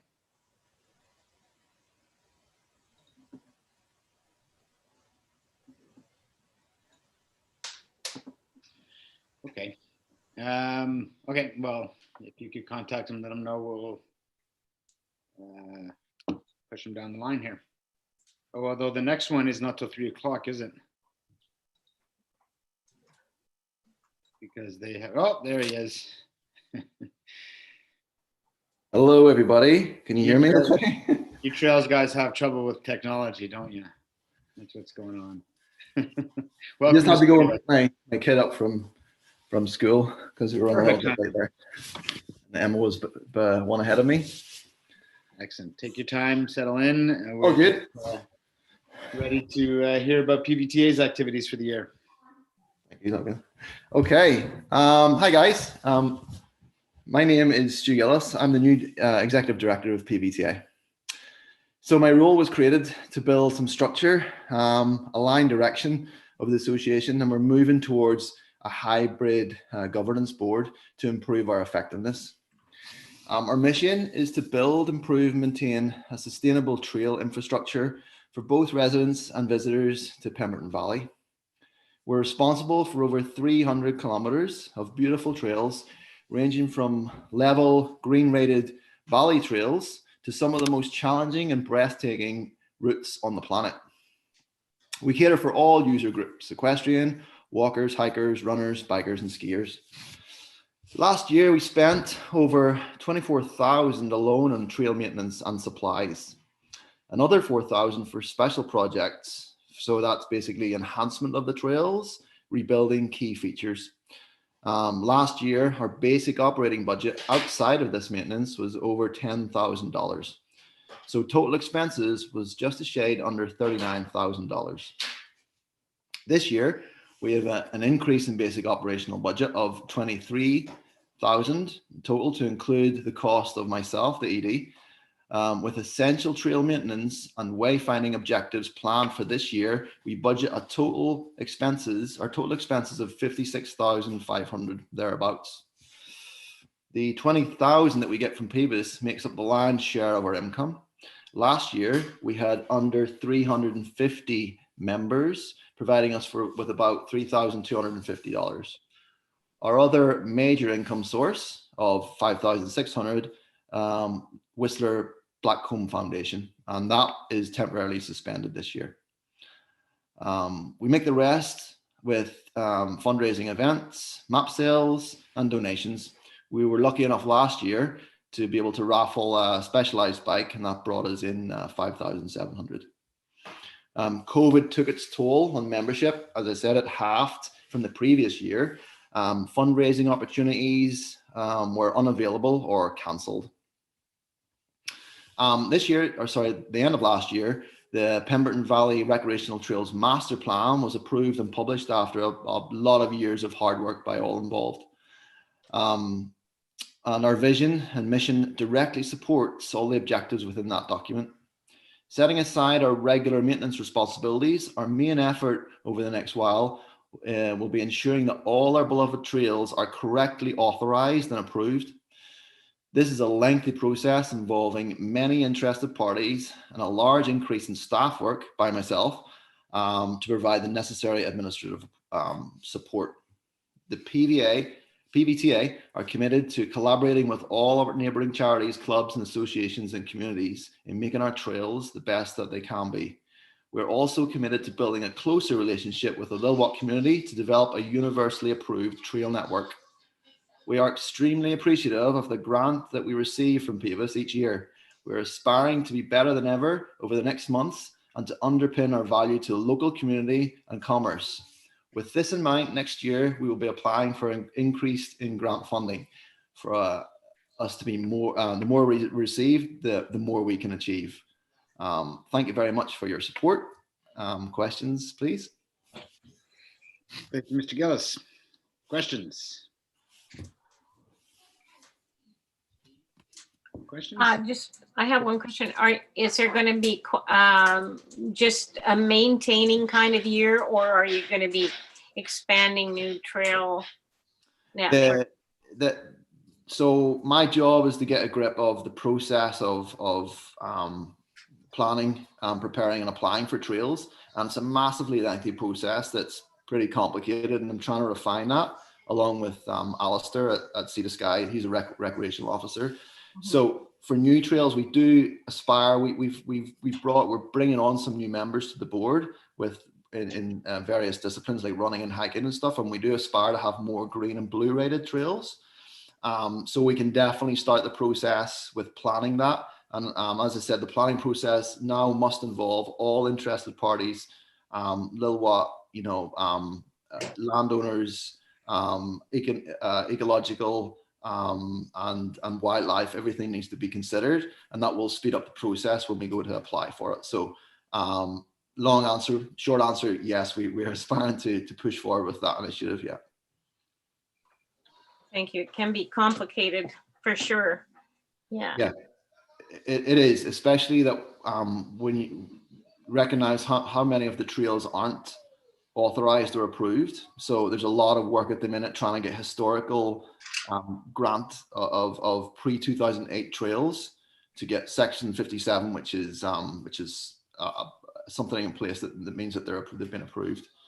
I'm also looking to go for section 56, which is an agreement with Alistair. As I said, he's the Rex officer, Sea to Sky, and it gives us ownership of the trails. So if anybody wanted to put a power line or an oil line or whatever through a trail, they wouldn't be able to do that when we get this level of authorization.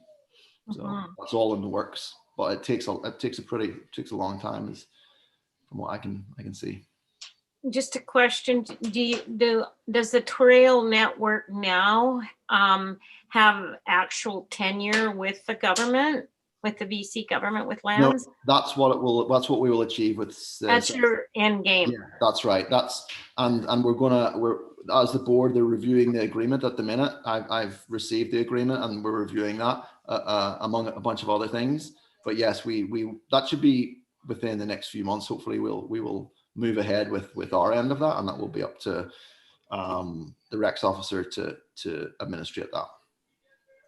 Right. Well, thank you. My company that I'm involved with, which is an equine company, and we hold a tenure in the Birkenhead. But there could be possibilities of maybe working public-private sectors. There's different backcountry companies that also have a trail system and so on. So maybe there could be a synergy there to work together. Yeah, definitely. Thank you for your hard work so far. Welcome aboard. Mr. Gillis, is there much or anything in the plan this year for wayfinding, for signage? Yes, yeah, that's a big initiative. So I look at a bunch of things as concurrent activity. So stuff we can be getting on with without being held up for other considerations. As long as there's something that's aligned with our mission and vision and values, and it supports the master plan, I just let the, crack on. So I form like task forces as opposed to committees for this. So it's a short term with a goal and a determined support. So I've got Anne West is drawing up a document. We started it last week for wayfinding. We're probably going to look at 1 Mile Lake and have our definitive structure there to showcase what everything else should look like. So at the minute, we're setting up a task force. There's a few of us involved in that, and we're going to exactly thrash out what we want to see on where the wayfinding should be, what we want to see on it, and a bit more information than there is at the minute. So suitable for what this trail leads on to, what's a suitable a route to use, combining some trails. We've got one of our members looking at QR codes, so you can scan at the base of a trailhead, and it'll either bring you through to membership, it'll bring you through to routes to use, and also it'll bring you through to fault reporting. If you find a fault on a trail, you can scan a QR code and it'll bring you through, and that's straight through. We're using Trail Forks for that, and that's straight to our trail maintenance manager, Darren, and that'll go straight to him. So that's all work in progress, but that's one of our goals, sort of sub goals, is to get that done. So Anne's pretty passionate about that. She has been, and it's good to release her into that sort of environment and give her the support she needs. Awesome. And is there discussion with local First Nations about cultural awareness signage or storytelling on any of our trails? I've got a meeting with Harriet. It's been postponed to the week after next, but that's one of the things that I brought out of the master plan was that needs to happen, and I really would like to see First Nation signs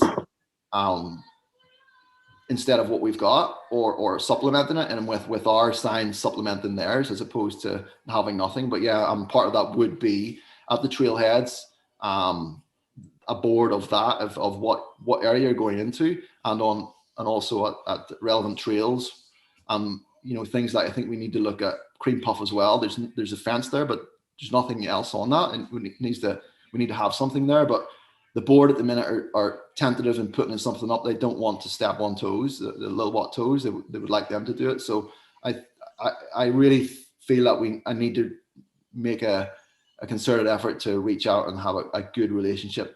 So, and that's one thing that I would throw back at you guys. If you do have someone for me to connect with, I'd be really appreciative on that one.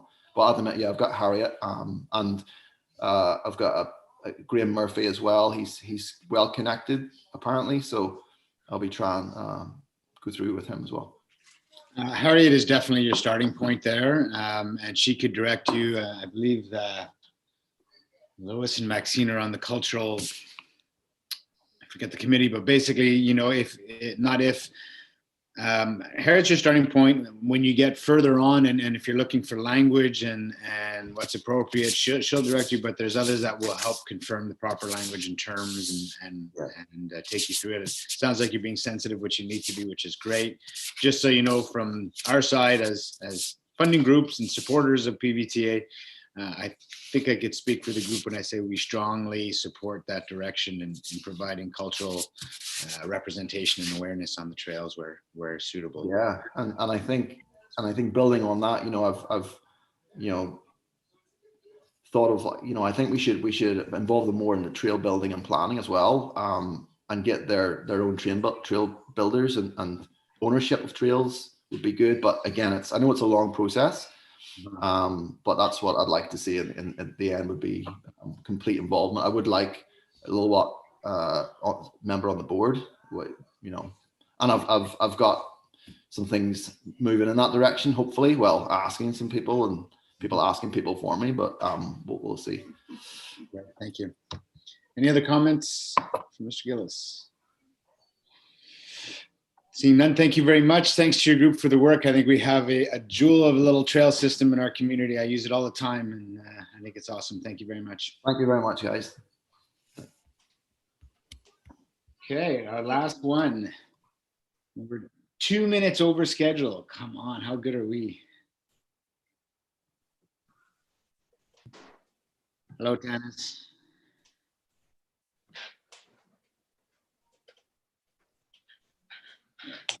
See, we knew Krista was going to be late anyway. I kept us totally on schedule, but we knew Krista would be a few minutes late. So. Krista was not late. I mean, I was checking on your basketball team, Mike. Okay, nice jersey, by the way, there, Tanis. I like it. All the cool people were wearing them. There you go. All right. No, I don't wear a tie.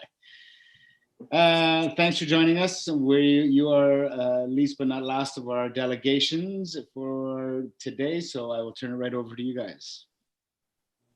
Okay, so I think without belaboring the point, I think everyone knows what we managed to accomplish last year with the help of both the village, the SLRD, and our GoFundMe campaign.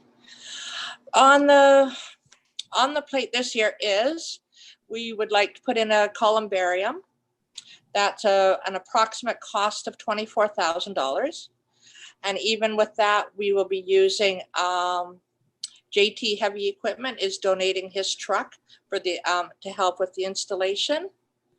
We are putting in our memory board. The base has already been poured last year. We have the granite has been donated, so we need to get the stand for it and then a border to go around the edge. We've sent Krista happened to be going to the city, so she took the old plaque down for them to this company to clean it up, and then they are also creating our new plaque, and it's going to commemorate the establishment of the actual site. We may have been given a ride-on lawnmower. Rob Mayer is currently working on getting it road or ride worthy, I guess you would say. There may be approximately $500 in cost for parts. We're not too sure yet. The lowering device, the mechanism for lowering full caskets into the prepared hole had to be sent out. Again, Krista happened to be going to the city. She dropped it off. The Vancouver Cemetery is working on it right now, and we don't know yet if he can fix it, or if he can, what the cost will be. He's going to do some work on it next week. With our new shed on site, we've always been using other people's tools, borrowed them. So we're looking to buy a couple of shovels, a wheelbarrow, a post hole digger for digging the cremation plots. And we need some plywood for covering the holes up so that when you dig, you prepare the site one day, and then the next day the person is taken care of, buried, but we need to cover it with plywood so that no one gets hurt. Landscaping, Pemberton Valley Nurseries has offered to donate landscaping. We're looking at benches. We'd like to get at least a couple of benches. We're hoping that we can get at least parts of them donated, but the benches are running about $2,000 each in order to get something that's worthy of strength-wise of being on site and can't just be vandalized or anything like that, and no maintenance. It's something that we can just, use a pressure washer on afterwards or every spring, put a coat of paint on, and then it's good to go. So we wanted low maintenance. So we are looking to raise approximately $32,000 this year. And then I think, Krista can correct me if I'm wrong, for the most part, that will be all the big stuff done for the cemetery. And then it's just the ongoing mowing and such going forward. Anything to add, Krista? No, I think that's it. I think that columbarium is the biggest ticket item on there. It's about $24,000 worth of that $32,000. But that's probably our most important item just because of the lack of space will greatly increase our ability to intern more people there. So that's our last major goal, and then just the rest of it just to finish off the project. Awesome. Any Thanks. questions from the committee? Any questions? Oh, I just want to say, I think it looks amazing and good job, you guys, like, to accomplish what you've done in a year is incredible. So well done. Well done. Thank you. Anyone else? Go ahead, Councillor, Director Zant. Just in regards to the columbarium, you said it's going to be about $30,000 after it's all said and done? 24,000. 24,000 are what we're hoping to accomplish this year, adds up to about 32,000. Okay, and is most of that going through, like you said, your GoFundMe or your donations? We, between the Pemberton and District Initiative Fund, we're hoping to get money. The budget, private donations, we've already been given $500 in January. We're applying to the SLRD Area C Select Funds, Whistler Blackcomb Foundation. They did not entertain our request last year because COVID happened. The Rotary Pemberton Lions, and we will be doing another GoFundMe. Okay, I look forward to that GoFundMe. Thank you. Awesome. Seeing that there's no more questions, thanks to both of you for joining us for the update and yeah, for the awesome job in the cemetery. You guys brought it next level this year. It's pretty amazing, not just on the job, but the way you brought community members together. Very cool. Thank you very much. It was a lot of fun. Yeah, it was. I think you're asked for a couple of shovels though. Now you guys are getting a little heady. Yeah, we'll be talking about that budget later though, so don't worry. Thanks, Okay, you guys. Have a great afternoon. Thanks. Bye-bye. Okay. So we are moving in camera next. So I'm going to recess us. Kristen, well, let's take 15 minutes anyway. And 5 minutes? You don't need 5 minutes? Oh, sorry. If we can have a motion to go into closed, and then we will be calling into the different meeting. Yeah. So moved by Councillor Director Zant, seconded by Director Mack. All in favor? Opposed? Motion carries. What do we want? 10 minutes? 15? How's everybody feeling? 10 minutes? Yeah, sure. 10 minutes. Okay, 3:20, scene 10.